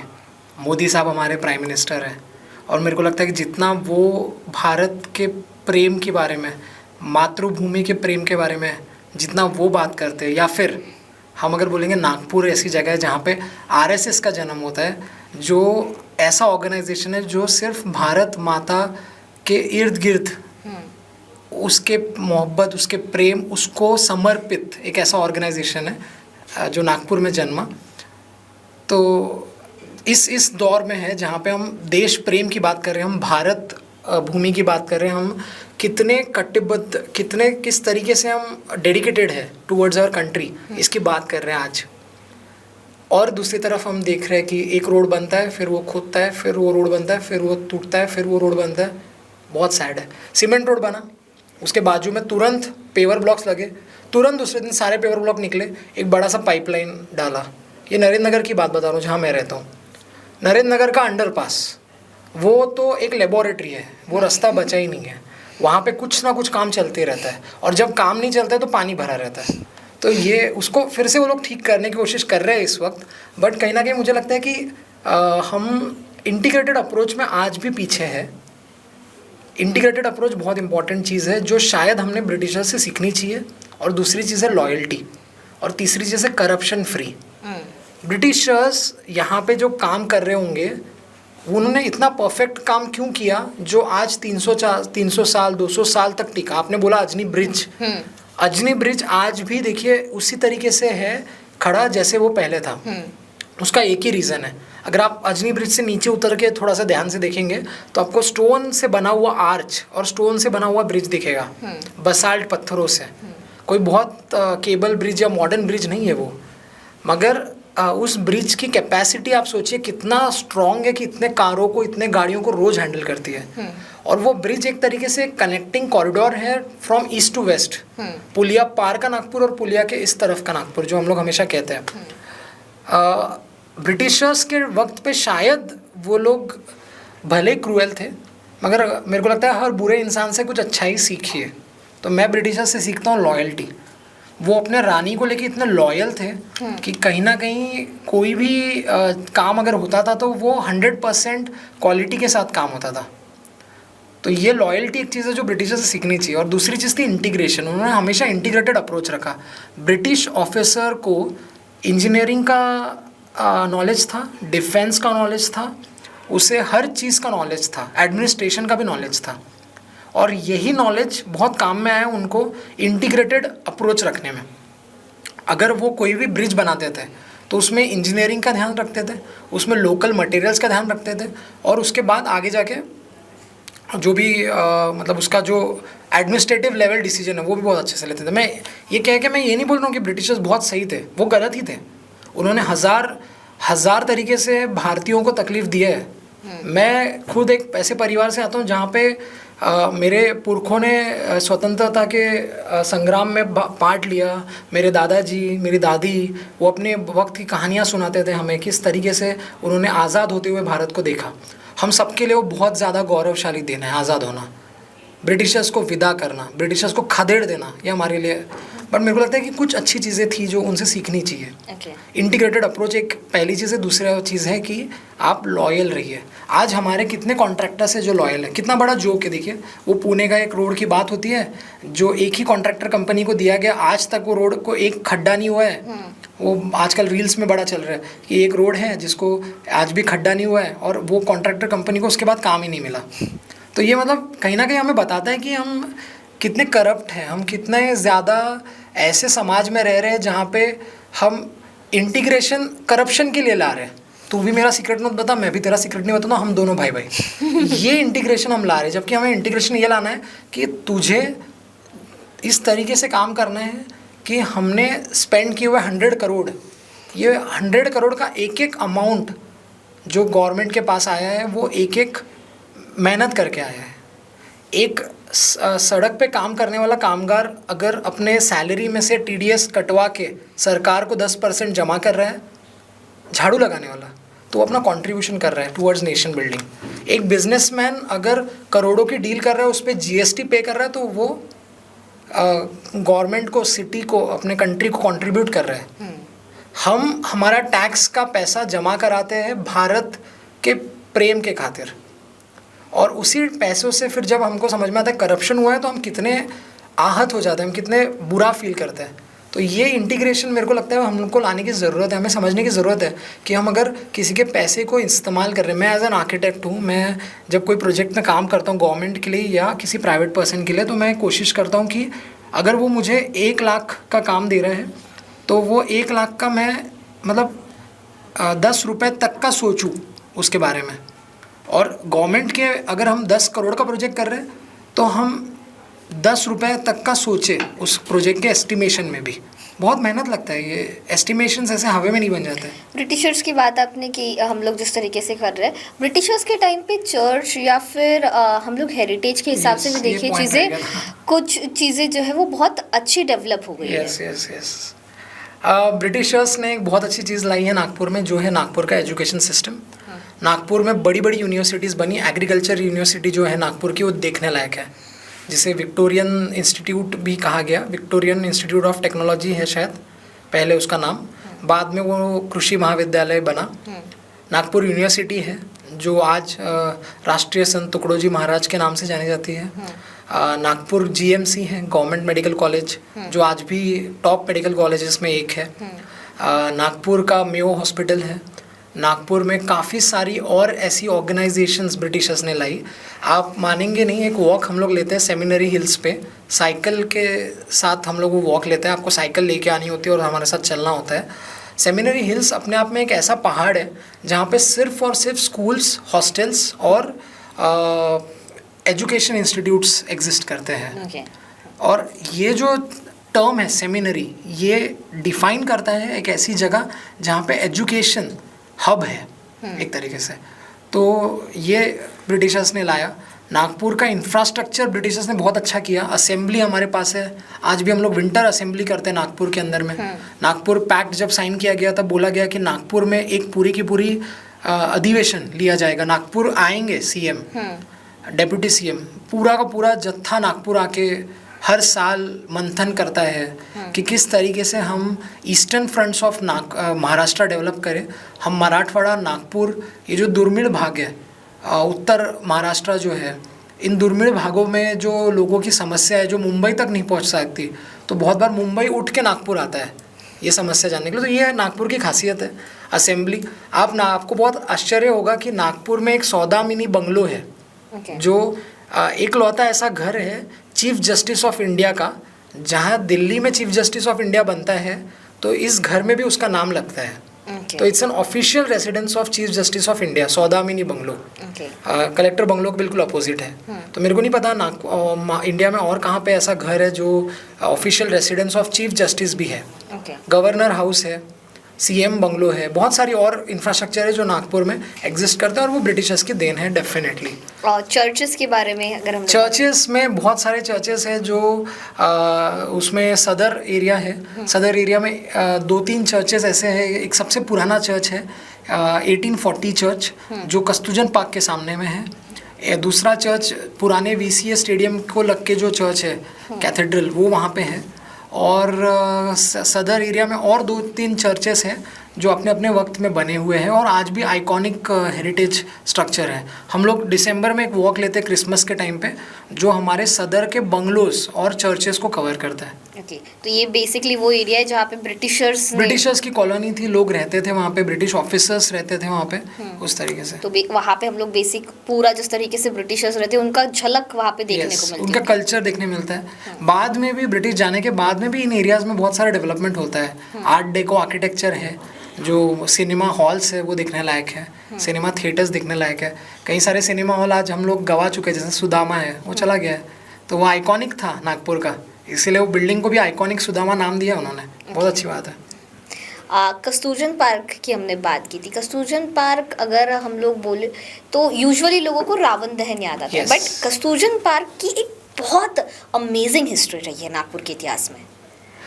कस्तूरजन पार्क बनने से पहले वो है एक बैटल ग्राउंड जहाँ पे सीताबर्डी बैटल हुआ। बाद में जब क्वीन मैरी और किंग जॉर्ज 5 इंडिया के टूर पे थे 1914 के अराउंड, 1912-1914 के अराउंड, तो कस्तूरजन पार्क की जो वो बैंड स्टैंड छतरी है वो बनाई गई थी। और वो इस तरीके से बनाई गई थी कि वहाँ पे राजा आके अभिवादन स्वीकार करेंगे लोगों का। मगर जिस जगह पे वो बनाया गया वहाँ पे वो चीज़ हुआ नहीं। उन्होंने किले के अंदर में, अगर आप जाएंगे सीताबर्डी फोर्ट में, तो वहाँ पे एक पिलर लगा हुआ है in the memory of Queen Mary and King George 5, जहाँ पे वो खड़े रह के उन्होंने अभिवादन नागपुर के लोगों का स्वीकार किया। वहाँ पे एक पत्थर भी लगा, वहाँ पे लिखा हुआ है कि at this very location Nagpur citizen, Nagpur subject जो सिटीजन्स हैं उनको उनका होमेज या उनका सलाम एक तरीके से स्वीकार किया रानी ने। तो कस्तूरजन पार्क अगर हम देखेंगे तो डेफिनेटली वो बहुत आइकॉनिक लोकेशन है। वहाँ पे रावण दहन होता है, वहाँ पे देश के हर प्रधानमंत्री ने अपना भाषण दिया है और आगे भी देता रहेगा। वहाँ पे अगर हम देखेंगे तो तरह तरह के मेले होते थे। मेरे को तो ये याद है कि हम लोग टेनिस बॉल क्रिकेट मैच भी हम लोग खेलने आते थे बचपन में कस्तूरजन पार्क में। तो कस्तूरजन पार्क एक ऐसा चीज़ है जो नागपुर करो का अपना मैदान है। और मैदान ऐसी जगह होती है जहाँ पे हम जाके अपने विचार साझा करते हैं, हम अपने थॉट प्रोसेस के बारे में डायलॉग करते हैं उस तरीके से। तो कस्तूरबा पार्क की अपनी हिस्ट्री है, कस्तूरबा पार्क अपने लिए बहुत इंपॉर्टेंट है। मैं बहुत खुश हूँ कि मुझे पीडब्ल्यूडी के साथ मिलकर कस्तूरबा पार्क के कॉन्जर्वेशन प्रोजेक्ट पे भी काम करने का मौका मिला अभी रिसेंटली लास्ट ईयर। और अभी वो जो छतरियाँ टूट रही थी वो पीडब्ल्यूडी के ऑफिसर्स, कॉन्ट्रैक्टर भावे और हमारी आर्किटेक्ट की टीम, इनकी वजह से वो फिर से रिस्टोर हुई है और हमारा ग्लोरी जो लॉस्ट हो रहा था वो हमें मिला है। बस कुछ जाते जाते सवाल, क्योंकि कई सारे सवाल अभी भी है मन में। जिस तरीके से हमने भोसले टाइम की बात की, भोसले टाइम्स में आपने कहा कि उन्होंने टेम्पल्स को बहुत ही अच्छे तरीके से प्रेजेंट किया है और भोसले टाइम में टेम्पल्स सबसे ज़्यादा डेवलप हुआ है। अगर आज की स्टेट में हम लोग बात करें तो 3 ऐसे कौन से टेम्पल्स हैं आपको जो लगता है जो history wise, architecture wise, heritage wise काफ़ी ज़्यादा रिच है बट उतने ही ज़्यादा निगलेक्ट किए जा रहे हैं? और दूसरी चीज़ एक और जाननी थी आपसे कि जिस तरीके से वाड़ा कल्चर भोसलेज ने जो डेवलप किया है, तो आज कौन सा ऐसा नागपुर का वाड़ा है, कौन सी ऐसी जगह है जहाँ पर हम भोसले टाइप के या फिर भोसले कालीन वाड़ा कल्चर को देख सकते हैं? पहले वाड़ा का आंसर दे देता हूँ। चिटनवीस वाड़ा एक जगह है जो आपने जाके देखनी चाहिए। बहुत अच्छी बात है कि चिटनवीस ट्रस्ट जो है, जो फैमिली है उनकी, उन्होंने उस वाड़ा को वैसा का वैसा प्रिजर्व किया है। इसका सबसे बड़ा श्रेय जाता है हमारे मेंटोर रहे अवंतिका चिटनेस मैम को। वो अपने आप में आर्किटेक्ट हैं और उनके अंदर में ये समझ रही कि वो वाड़ा को प्रिजर्व करके रखना चाहते हैं। तो आप आज भी जाइए, आपको चिटनवीस वाड़ा एक ऐसा घर मिलेगा जो नोबल्स का घर होता था, जो हायर ऑफिशियल्स का घर होता था, और वाड़ा कल्चर क्या है वो आपको वहाँ पे देखने मिलेगा। तो चिटनवीस वाड़ा आपने जाके देखना चाहिए। भोसले का जो भोसले राजा जहाँ पे रहते हैं वो भी अपने आप में एक बहुत अच्छी जगह है। बाकाबाई वाड़ा एक है जहाँ पे आज डीडी नगर स्कूल चलती है। वो भी एग्जिस्ट करता है, वो भी जाके देखना चाहिए। उसके बाद में गोंड राजा का जो घर है वो अपने आप में देखने लायक है, वो भी अपने आप में एक वाड़ा डिज़ाइन में है। तो बहुत सारी चीज़ें बदल गई है वक्त के साथ, गिर गई है चीज़ें, सस्टेन नहीं कर पाई, बट इन सारी चीज़ों को आपने जाके देखना चाहिए। बहुत सारे छोटे छोटे परिवार है, जैसे मुंशी मंदिर है एक, वहाँ पे आपने जाके देखना चाहिए। आरएसएस का जो मुख्यालय है वो अपने आप में मोहिते वाड़ा उसको कहते थे। वो भी एक बहुत देखने लायक चीज़ है। आज भी वहाँ पे मोहिते गेट है जिसके बिल्कुल बाजू में तिरंगा फहराते हैं हम लोग 26 जनवरी 15 अगस्त में आरएसएस मुख्यालय में। डॉक्टर हेडगेवार जी का घर देखिए जाके, वो आज भी प्रिजर्व्ड रखा हुआ है, वो देखने लायक है। तो वाड़ा में बहुत सारे वाड़ा है जिनका जिक्र मैंने किया। बहुत सारे और भी वाड़ा है जिनका नाम मैं शायद अभी ध्यान में नहीं आ रहा है। मंदिरों का अगर मैं बात करूँ तो डेफिनेटली बहुत सारे मंदिर हमारे निगलेक्ट हैं। हम लोग बहुत खुशनसीब थे कि हमें उदासीन मठ एक प्रोजेक्ट है जागृतेश्वर महादेव मंदिर के सामने में, जिसका जीर्णोद्धार हमने किया। भारत माता चौक है, भारत माता चौक से आप अंदर गली में निकल जाइए मारबत देवस्थान की ओर, आपको सबसे पहला जो पंच कलश छतरी रूपी आपको स्ट्रक्चर दिखेगा वो है उदासीन मठ। उसकी छतरियाँ गिरते हालत में थी और हमने उसका बहुत ज़्यादा स्ट्रक्चरल कंजर्वेशन वर्क किया। मुझे बहुत अच्छा लगता है बोलते हुए कि एनएमसी का ये पहला अपने आप में कंजर्वेशन प्रोजेक्ट था जो हमने उनके साथ काम किया। बहुत चैलेंजिंग था ये प्रोजेक्ट। 2020 में शुरू हुआ, ये अभी 2026 महाशिवरात्रि में इसका हम अनावरण कर रहे हैं। तो बहुत ही चैलेंजिंग था। मंदिरों में अगर हम बात करेंगे तो निगलेक्ट सिचुएशन में तेलंगखेड़ी मंदिर हम देखेंगे, थोड़ा सा उसको कंजर्वेशन की ज़रूरत है, मुझे ऐसा लगता है। सक्करदरा का जो मंदिर है लक्ष्मी नारायण, उसको ज़रूरत है। सोनेगांव के मंदिर है, उसको ज़रूरत है। केलीबाग मंदिर आपने देखा होगा, केलीबाग मंदिर जो कोतवाली के पास में, उसको भी बहुत ज़्यादा ज़रूरत है क्योंकि वो तो पूरी तरह से गिरते हुए जा रहे हैं। तुलसी बाग और बेला बाग कुछ ऐसे मंदिर हैं जहाँ पे बाग जो कॉन्सेप्ट है वो ख़त्म हो गया। बाग मतलब गार्डन, हम लोग का एक वॉक होता है lost gardens of Tulsi Bagh and Bela Bagh, वो ख़त्म हो गया है। मगर मंदिर अभी भी वहाँ पे है। इन मंदिरों को देखने लायक स्थिति में वापस लाना चाहिए मुझे लगता है, क्योंकि ये मंदिर सिर्फ हमारे सांस्कृतिक प्रतीक के तौर पे नहीं है मगर हमारे श्रद्धा का एक केंद्र बिंदु भी है। और हम जिस सभ्यता से आते हैं वहाँ पे श्रद्धा को एक बहुत ज़्यादा मायना दिया जाता है। तो मुझे लगता है कि इन मंदिरों का जीर्णोद्धार एनएमसी ने लेना चाहिए। मैं ये नहीं बोलूँगा कि हमें ही सारे प्रोजेक्ट दे दीजिए, पर मुझे लगता है कि हेरिटेज कमेटी जो हमारे नागपुर में, उसको अभी सेल बनने की ज़रूरत है। बहुत सारी बड़ी बड़ी सिटीज़ में वो हेरिटेज सेल बन चुका है, Okay. वो बड़े बड़े लेवल पे बड़े बड़े प्रोजेक्ट्स कर रहे हैं, बड़ी बड़ी फंडिंग ला रहे हैं। हम अभी भी रुके हुए हैं, बैठे हुए हैं इंतज़ार में कि कोई आएगा और उसे ठीक करेगा। तो मेरा बस ये विनंती है कि आप अपग्रेड करिए, हेरिटेज वर्क को भी अपग्रेड करिए। Okay.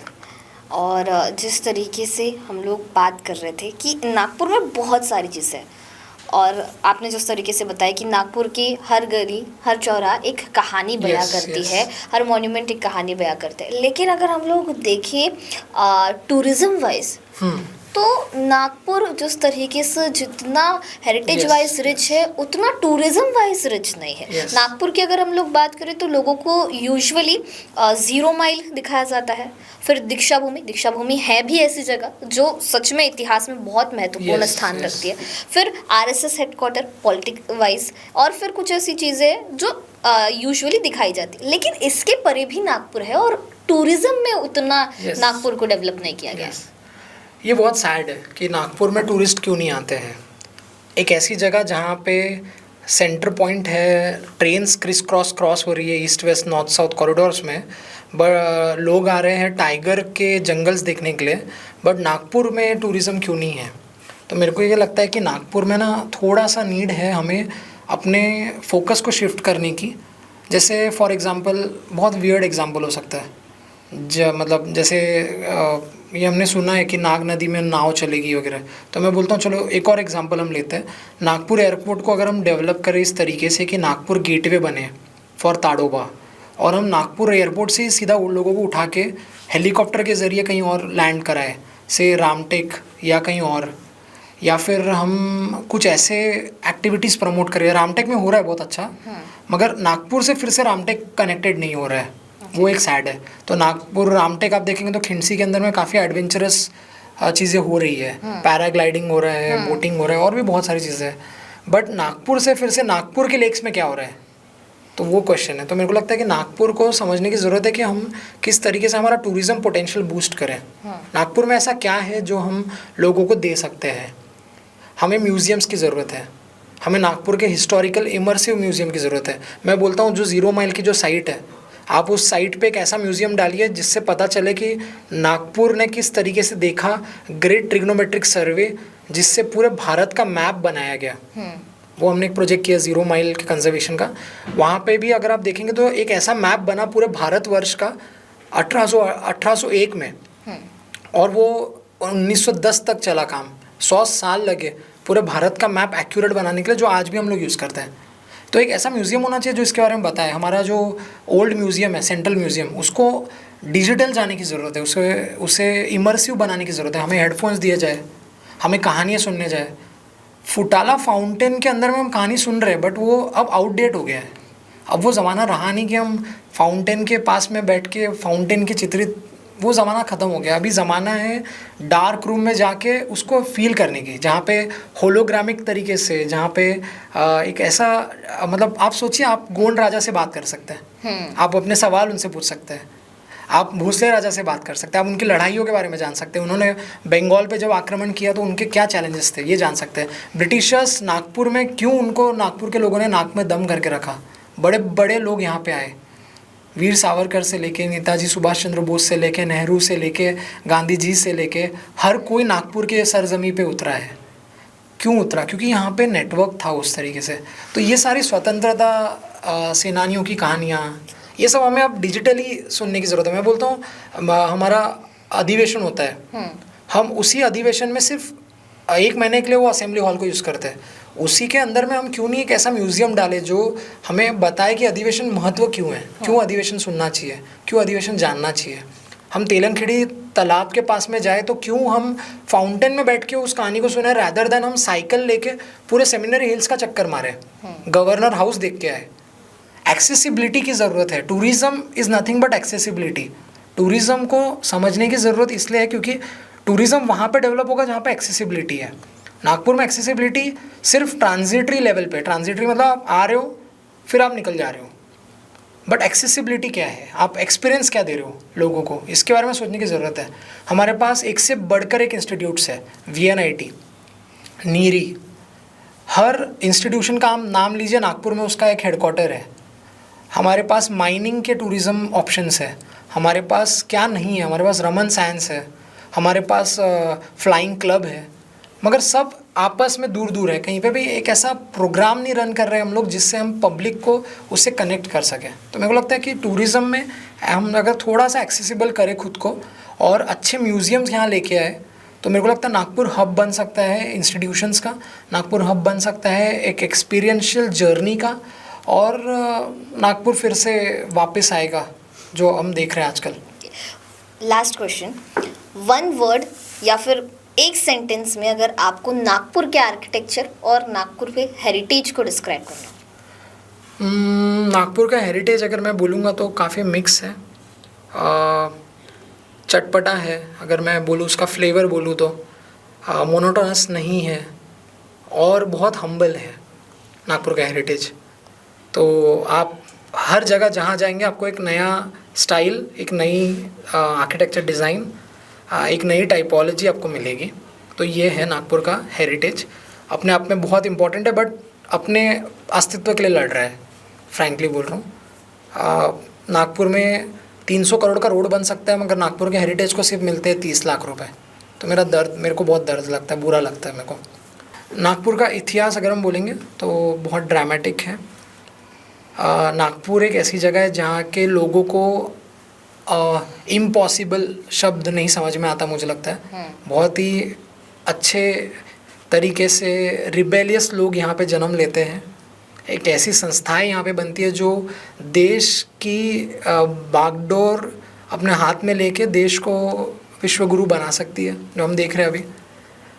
नागपुर के लोग बहुत ही रफ़ है थोड़े से, क्योंकि उनकी जो क्लाइमेटिकल सिचुएशन है, जो जिस तरीके से उन्होंने संघर्ष किया है, संघर्ष करने वाले लोग हैं। अगर हम बोलेंगे नागपुर के लोगों को तो संघर्ष करना छोड़ते नहीं।